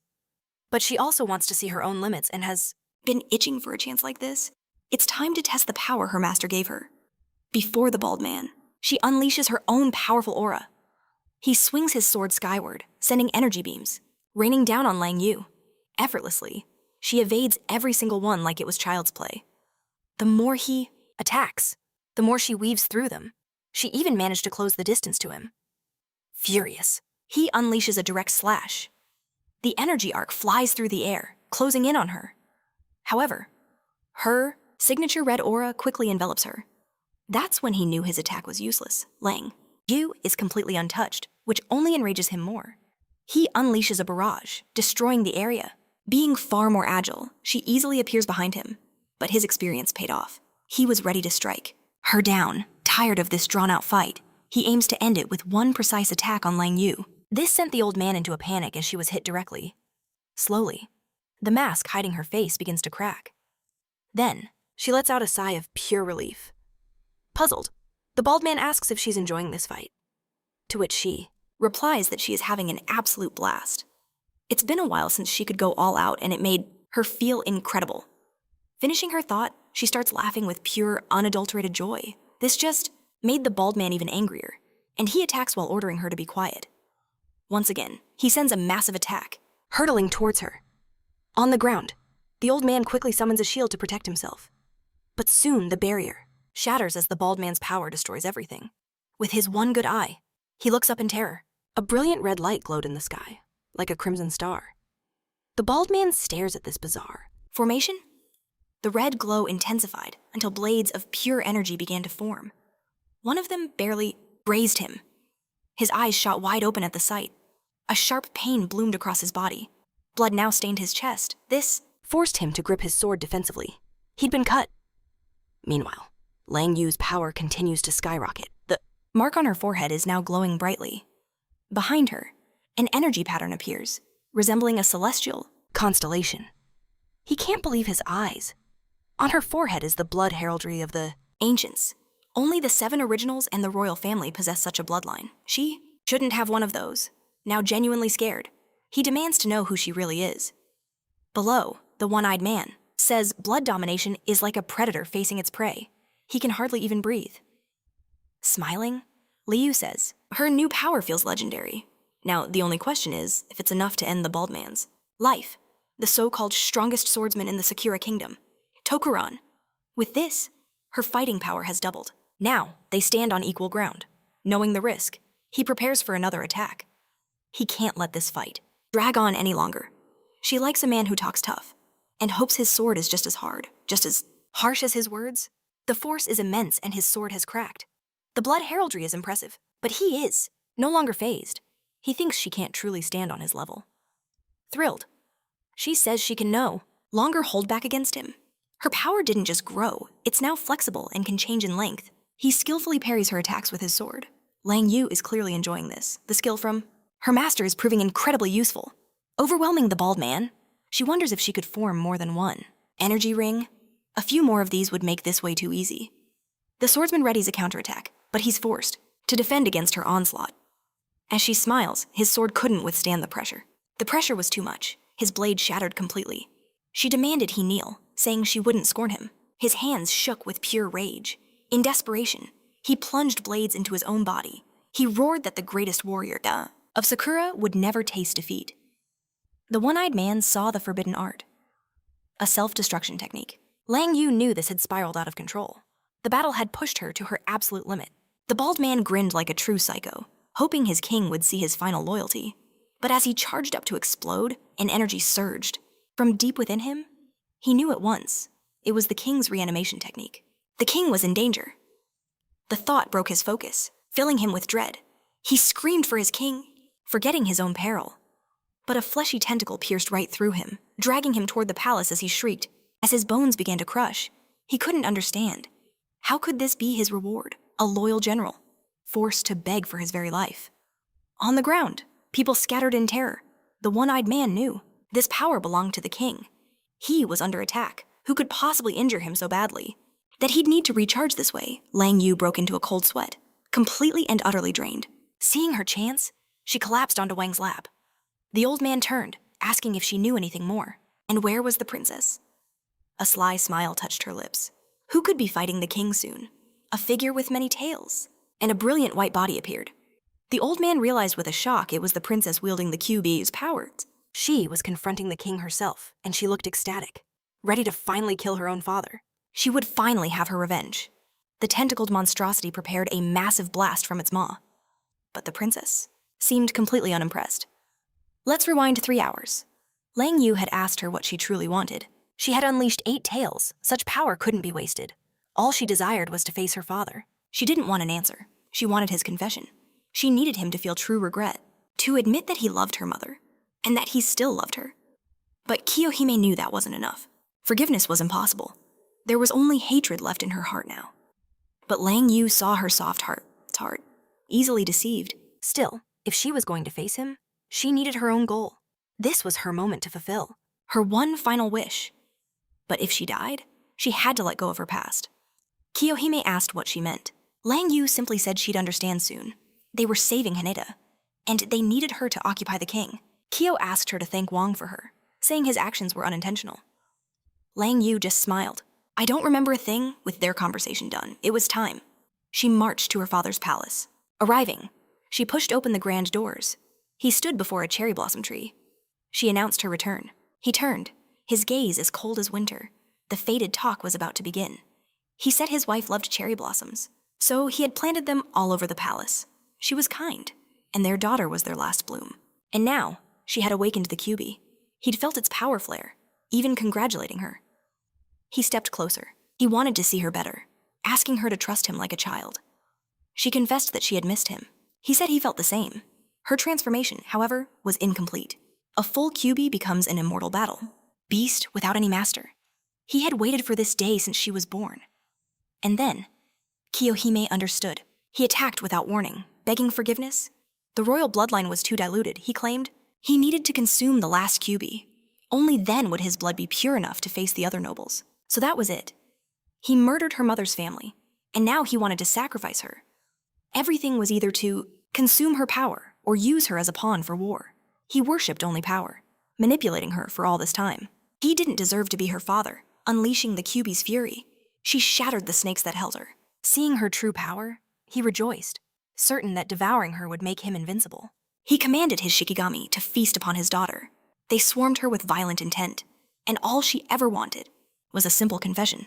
But now she was ready to drag them both down together. Her father's beast roared. She used her tails, blocking every attack. Then she pulled out that classic clone technique, made famous in that show, about the blonde kid in an orange jacket. The energy beasts hissed, but they couldn't overpower the might of the 9 tails. The king watched, fascinated by her power. But Kiyohime had already appeared behind him, her poised to end this. She needed this degenerate gone for good. The king, however, was confident. He had 3 Shikigami, but had only revealed 2. While defending, he taunted her with his hidden trump card. Aren't you curious about the third, from the shadows? A hideous form began to emerge, stepping from a magic circle. A torrent of fire erupted from its maw. It charged the QB, who desperately tried to defend. Kiyohime's situation had just grown far more complex. She ordered her clones, telling them to focus their attacks on Doji. Instantly, they swarmed him, following their master's command. His eyes glowed as he locked onto the princess, his form fully materializing from the circle. A precise strike slammed into the QB, making her cry out in pain. She writhed in agony from the powerful impact. The colossal beast, looking oddly like a certain anime summon, continued its relentless assault. With her clones gone, her father mocked her, asking what she would do now. With no tricks left, it was time to become food for his Shikigami. Furious, she commanded the QB to release its full power. A brilliant light erupted as the 9th tail finally appeared. Her body was completely transformed. This was the true QB Kitsune. Her demeanor shifted. She loved the raw nature of humans. She declared the king's blood was what truly lacked humanity. The degenerate stared, utterly captivated by her. Divine beauty. The Kyubi glided through the air as crimson petals fell. But the king soon realized they weren't flowers. It was blood, raining from the sky. His Shikigami were defeated. This only made the king ecstatic, since the strongest Shikigami was his own daughter, a meal he craved. She looked down on him, calling him weak for daring to desire her. He warned her not to underestimate him. It was merely a test to gauge the QB's full power. Now, he would show her his true strength. His aura exploded outwards. He proclaimed she lacked what he possessed. Her eyes widened in shock. It was the blood heraldry, a power exclusive to the royal family. Even though she was powerful, the QB's might wasn't her own. Only the blood circle was absolute. Its wielder held the power to dominate all. It was time to surrender and become a snack for her dear father. In his mind, he was now invincible. He unleashed his blood circle's full power. A massive tentacle shot out from the creature, aiming to absorb the QB, but she simply vanished. A mere shadow clone. Kyo realized he was indeed strong, but he lacked control and would soon self-destruct. She just had to wait. Now he had to find her, and time was running out. This drove the king into a blind rage, utterly out of control. He just wanted her dead. In his fury, he began attacking his own servants, but he was devouring them intentionally to absorb their power. Kyo called him pathetic, declaring that for his crimes, he deserved to die. Once more, she summoned her clones, determined to end him before he grew even stronger. Using her tails as weapons, she unleashed a flurry of strikes, fueled by the bitterness of a daughter with a terrible father. The beast he'd become buckled under the heavy barrage of blows. The old man watching noted she'd struck his vital points. This was the complete Kyuubi Kitsune's power. It was a breathtaking sight. He wished Matsuko could see it. However, Kyo was suddenly struck down as well. The old man recognized that ominous purple glow. Blood trickled from Kyo's mouth. The damage was self-inflicted. The king grinned triumphantly, claiming he had no weak points. He'd devoured enough servants. Her strength was no longer a match. He'd destroyed half the city, but quipped that the poor would just multiply anyway. With her captured, it was time for a meal. Barely conscious, Kiyohime refused to let that happen. Determined to stop him, she initiated her final gambit, the self-destruction sequence. She dissolved into countless petals, vanishing from his grasp, which made him furious. He'd lost his chance to ascend. Soon, another wave of attacks began to land. Throughout the city, people desperately fled from his rampage. Mad with rage, he vowed to devour everyone in his path. He was the king of this land, after all. On the ground, the old man collapsed in sorrow, unable to believe the princess was gone like that. Lang Yu, drained of energy, asked what they could possibly do. One of the king's giant hands descended to devour them. Completely resigned, the old man wished only to die with his princess. In Wang's lap, she murmured that it was now up to her master. He remained unconscious from extreme overexertion. Inside, his spiritual sea, a single petal began to glow. It morphed and took shape, becoming a woman. It was Kiyohime. Appearing inside him, the Sakura spirit he'd received also held a fragment of her own soul. She was now in Wang's inner world. Inside, she saw a magnificent palace, and on its throne sat someone she assumed was Lang Yu's true self, dependent. But her instincts screamed his aura was too intense. This man was no mere subordinate, he was stronger than her. But her focus shattered as the kitsune went berserk. Just then, Wong casually approached her, and suddenly, the kitsune that was there vanished completely. Seriously, he's a monster, and she was terrified. He states that this last spirit form of hers won't hold for long, and people outside are suffering because of her. Too scared to reply. She thinks that in the end, there was nothing she could do. But Wong offered a deal. He had a use for her power. Suddenly, she was interested. What could he possibly want? His proposal she would become his dependent. The audacity of it all made her blush. However, accepting this meant she could continue to live. And with that life, she could save the innocent. Seeing her hesitation, Wong pressed on, wanting to know her answer. Her face was flushed as a cold sweat beaded on her skin. Finally, she bowed, accepting his offer to become his dependent. And so, he pointed, a single finger to her forehead. Instantly, a mark appeared, the same one all his followers possess. The old man, meanwhile, had sunk into despair, until a radiant pink glow began to emanate from Wong's body. Cherry blossom petals materialized from nowhere, swirling in a violent dance. The king stared in disbelief. Kiyohime had returned. This entrance was impressive, he'd admit, but she was still nothing against his blood circle. Without a word, Kiyohime launched herself at the king. This time, she unleashed a merciless assault. In the blink of an eye, she delivered a world of pain.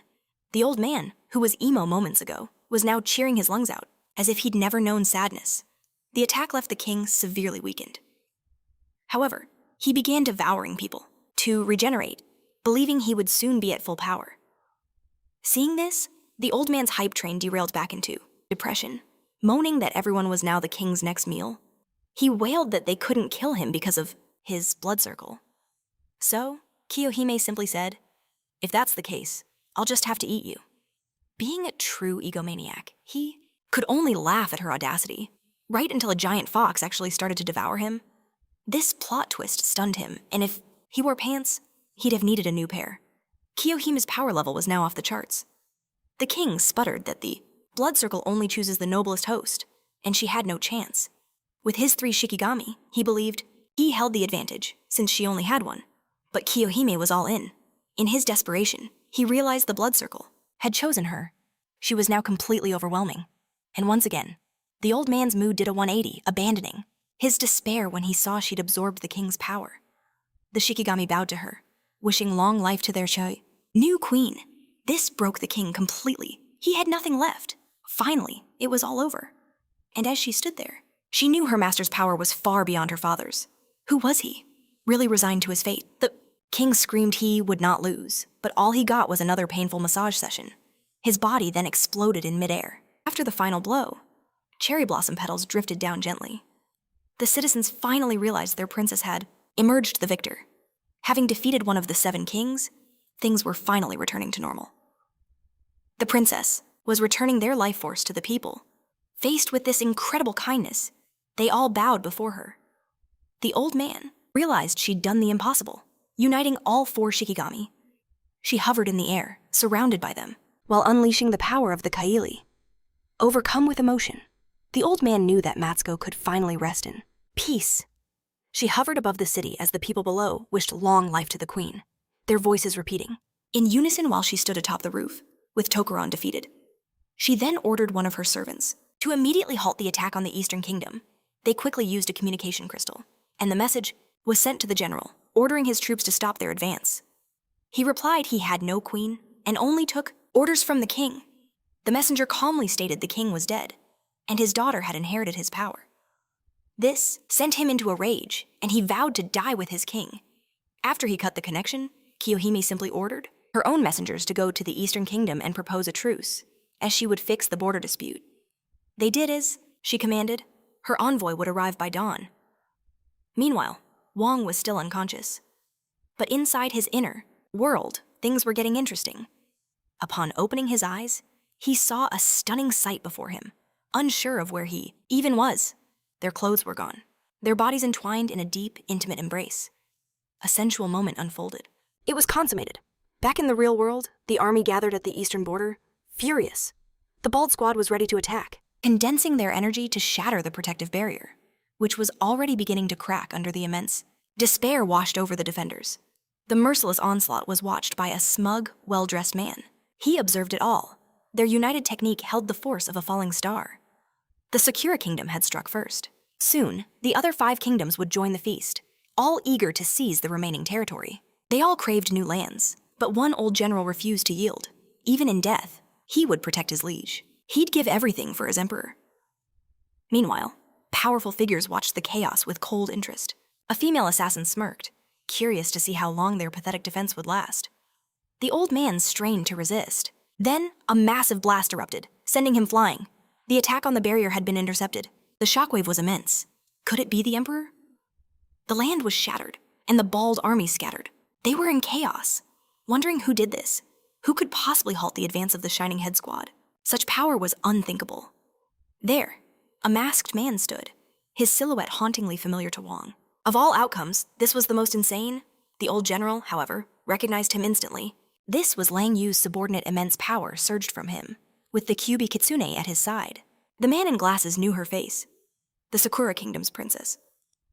But how was she still breathing? She rose. As she ascended, the general stared. He too thought she had perished. This was a shock to everyone. The princess's aura was absolutely overwhelming. On the wall, the old man couldn't process this reality. A mere subordinate shouldn't have this power. She then declared, "The king is dead. I am your queen." She ordered the chrome domes to return, but their general refused. "We only serve the king until death." Their loyalty was absolute. From above, she looked down on them like ants. So be it. Then you may demonstrate your loyalty. With a mere thought, her power seized them, lifting their bodies skyward. The monk was caught in the grip, unable to move. The dandy was frozen too, his mind reeling. How did Sakura possess such a monster? Behind her, a Shikigami roared, firing arrows from its maw. The arrows rained down, slaughtering everyone who wished to die with their king. The observers were terrified. The war is over, the queen announced. Now we will propose a friendship pact between kingdoms. The old general was completely baffled. The dandy sneered. Your kingdom was the one that started this war, and you ended it before it really began. The monk agreed, adding, This is not your place to command. The assassin threatened. Withdraw, and Sakura becomes the target. But the queen remained perfectly calm. She asked, Are you truly threatening my kingdom? You must think we have no real power players.